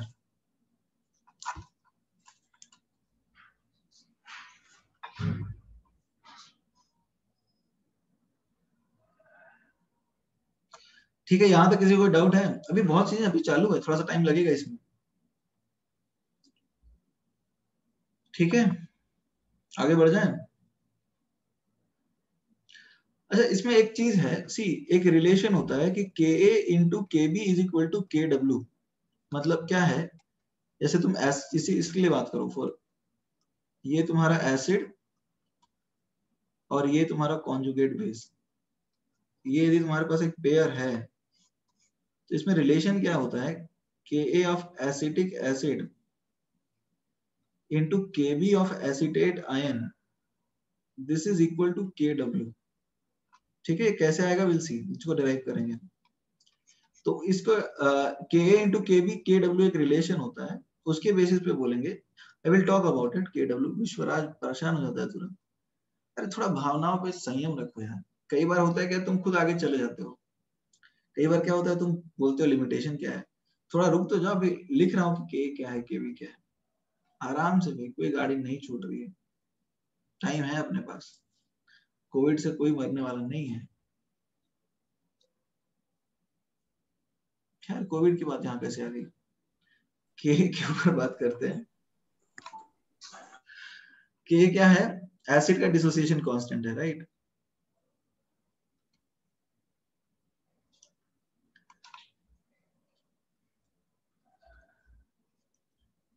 के भी क्या है एक्चुअली, लॉकडाउन में लोग घर पे रहते रहते बोर हो गए।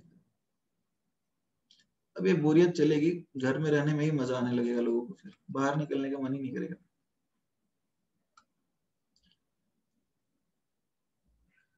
21 लोग हैं, अच्छा हमारे इधर 21 लोग हैं कोविड-19 का, अरे खतरनाक।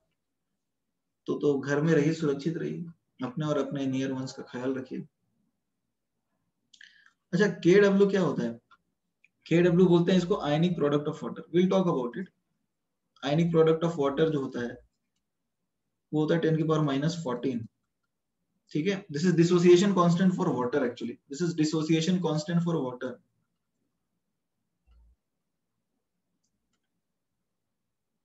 ठीक है। इसके बारे में हम इसकी डिफिनेशन हम देखेंगे पीएच स्केल जब पढ़ेंगे तो ये देखेंगे क्या होता है। ये लिख लीजिए, अभी आपको लिखना है तो डिराइव करते हैं इसको।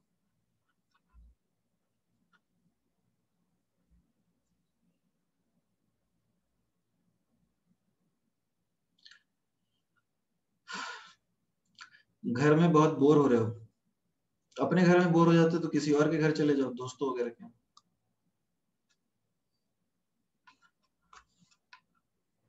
वहां जाओ, जिसके घर में मन लगता है वहां चले जाओ। चोरी चकारी करने नहीं बोल रहा हूँ मैं, दोस्तों के यहाँ ही बोल रहा हूँ।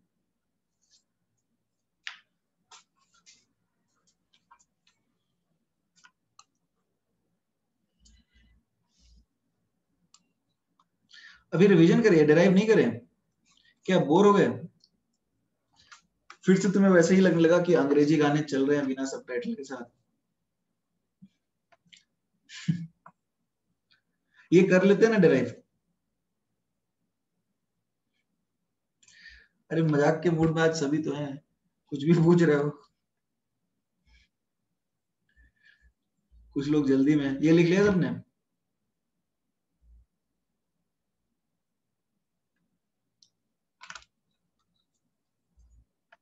ये डिराइव कर लेते हैं। देखो वाटर का जो डिसोसिएशन कांस्टेंट होता है ना, ये इसको बोलते हैं ये डिराइव कर लेते हैं बस, फिर हम लोग रिवीजन कर लेंगे।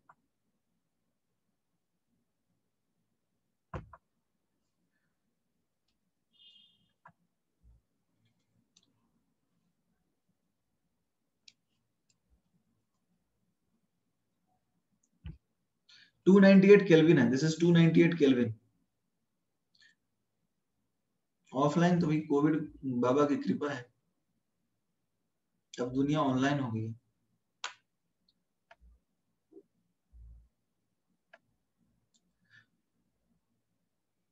देखो अभी ये जो ये लिख लिया ना तुमने?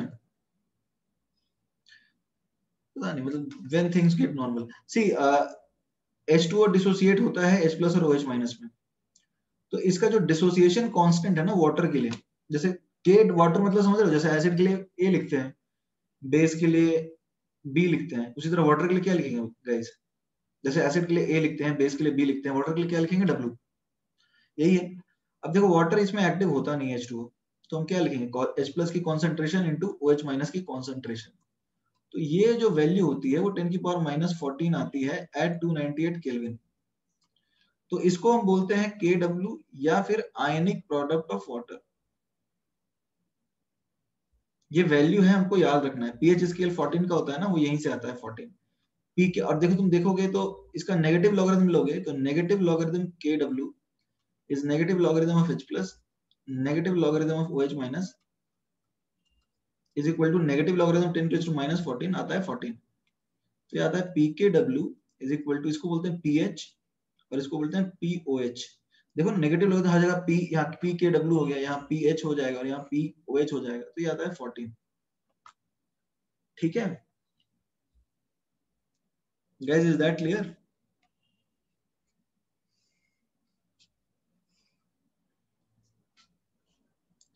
एवरीबॉडी ये क्लियर हो गया ना?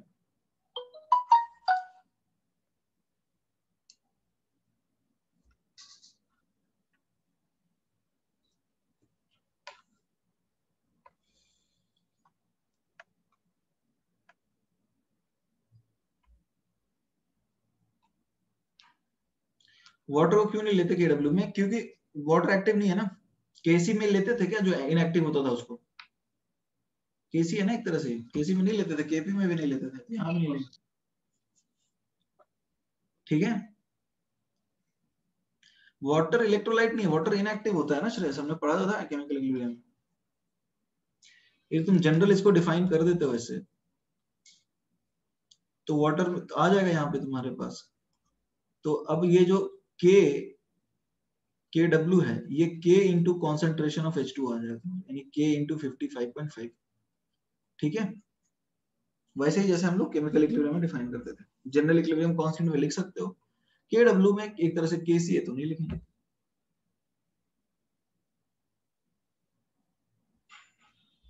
Done everyone?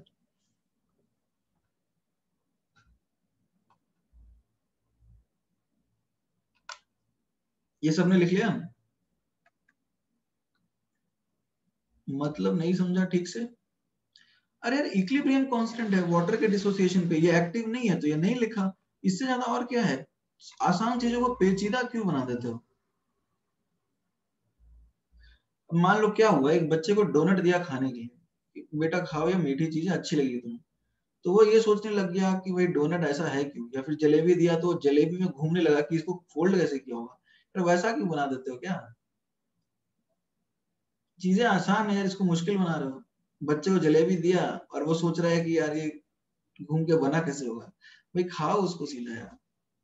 के डब्ल्यू के इंटू कैसे आए ये, बेसिकली देख लो, फिर से लिख देता हूं मैं, ये लिख लिया क्या?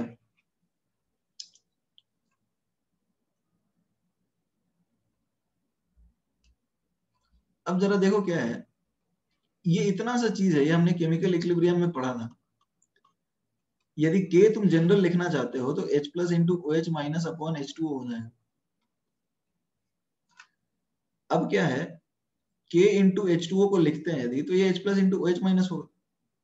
तो अब हम सिर्फ कॉन्सेंट्रेशन लिख रहे हैं, तो ये एक्चुअली इसका इस रिएक्शन का तो केसी ही हुआ ना। तो अब वाटर के डिसोसिएशन के इसको के प्लस के डब्ल्यू लिख देते हैं। तो के डब्ल्यू जो है वो general equilibrium constant into H2O, जैसे हम लोग पहले डिफाइन करते थे वैसे ही डिफाइन किया ना। Is that clear? ये सब इलेक्ट्रोलाइट्स है तो इनके लिए केसी डिफाइन होगा। तो ये कोई मुश्किल चीज तो नहीं है, तो वही चीज थी, तो वही बात है, जलेबी दिया और तुम सोच रहे हो इसको ऐसे फोल्ड कैसे किया होगा। बच्चे ऐसे सोचते हैं क्या? कभी बचपन में ऐसे सोचा था?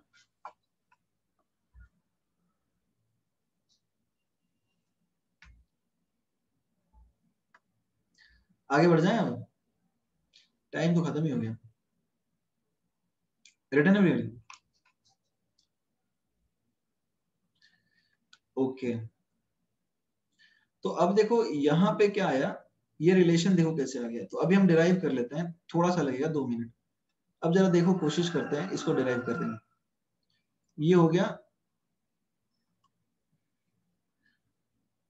हाँ तो कढ़ाई में कैसे, तुमने देखा है उसके, इसलिए मतलब यदि बच्चे ने नहीं देखा होता, मान लो एक बच्चा है जिसको पता ही नहीं है कि भाई जलेबी कैसे बनता है, तो उसको दिया जाएगा तो वो सोचने में व्यस्त हो जाएगा कि यार इसको घुमा के इस तरह से बनाया कैसे होगा।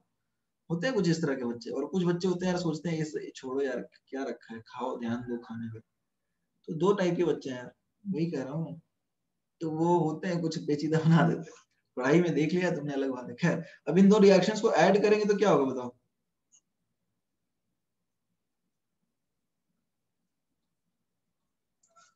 इन दो रिएक्शंस को ऐड करेंगे तो क्या मिलेगा? के डब्ल्यू मिलेगा ना। तो when two reactions are added equilibrium constants get multiplied. ये समझ में आया? इन दो रिएक्शंस को के इंटू के भी किया, ऐड किया है, मतलब तो मल्टीप्लाई होते हैं इक्विलिब्रियम कांस्टेंट्स।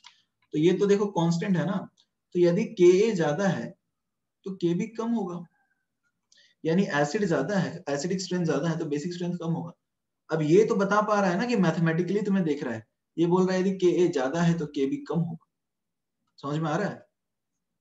तो अब ये मैथमेटिकल भी हो गया, Ka of acetic acid into Kb of acetate ion is equal to constant 10 की पावर -14, तो ये ज्यादा है तो ये कम होगा।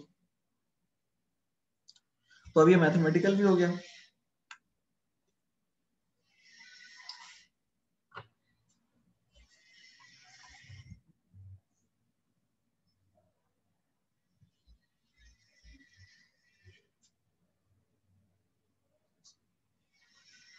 ठीक है एवरीबॉडी।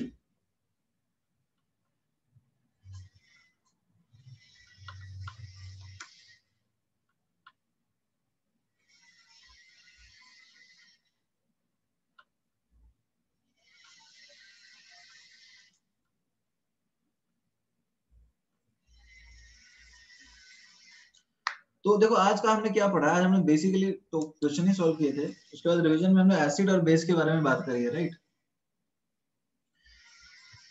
अपने 2 बार के और के भी लिखा है, हाँ ये 2 बार लिख दिया, क्या दिक्कत है, मैंने इसको 2 बार समझाया होगा तो 2 बार लिख दिया होगा, के ज्यादा है तो के भी कम होगा, ठीक है, 2 बार समझाया होगा तो 2 बार लिख दिया, क्या दिक्कत, ठीक है सिद्धेश। देखो आज हमने बेसिकली 2 ही चीजें पढ़ी है एसिड और बेस के बारे में। एसिड वो जो आरएनएस थ्योरी के हिसाब से पानी में जाके H+ दे, ठीक है, और बेसिकली बात कर ले बेस की तो पानी में जाके OH- देगा, ठीक है। इसमें कुछ दिक्कतें हैं, बताता नहीं कौन अच्छा एसिड है कौन मतलब बेकार एसिड है, इस तरह की बातें नहीं करते हैं, ठीक है। बट लॉरी ब्रॉन्स्टेड कॉन्सेप्ट पे थोड़ा सा और भी चीजें हम लोग पढ़ने वाले हैं। आज तक जो हमने पढ़ा है, यदि एसिड अच्छा है तो कॉन्जुगेट बेस वीक होगा, यदि बेस अच्छा है तो कॉन्जुगेट एसिड वीक होगा। और इसके लिए मैथमेटिकली हम ऐसे बता सकते हैं कि K इंटू के भी KW के बराबर होता है, K ज्यादा है तो K भी कम होगा, K भी ज्यादा है तो K कम होगा। Guys are we clear? Fine, तो आपका होमवर्क वही है, आपको करना है एक्सरसाइज केमिकल इक्विलिब्रियम का जो बचा हुआ है वो, ये सबने लिख लिया है।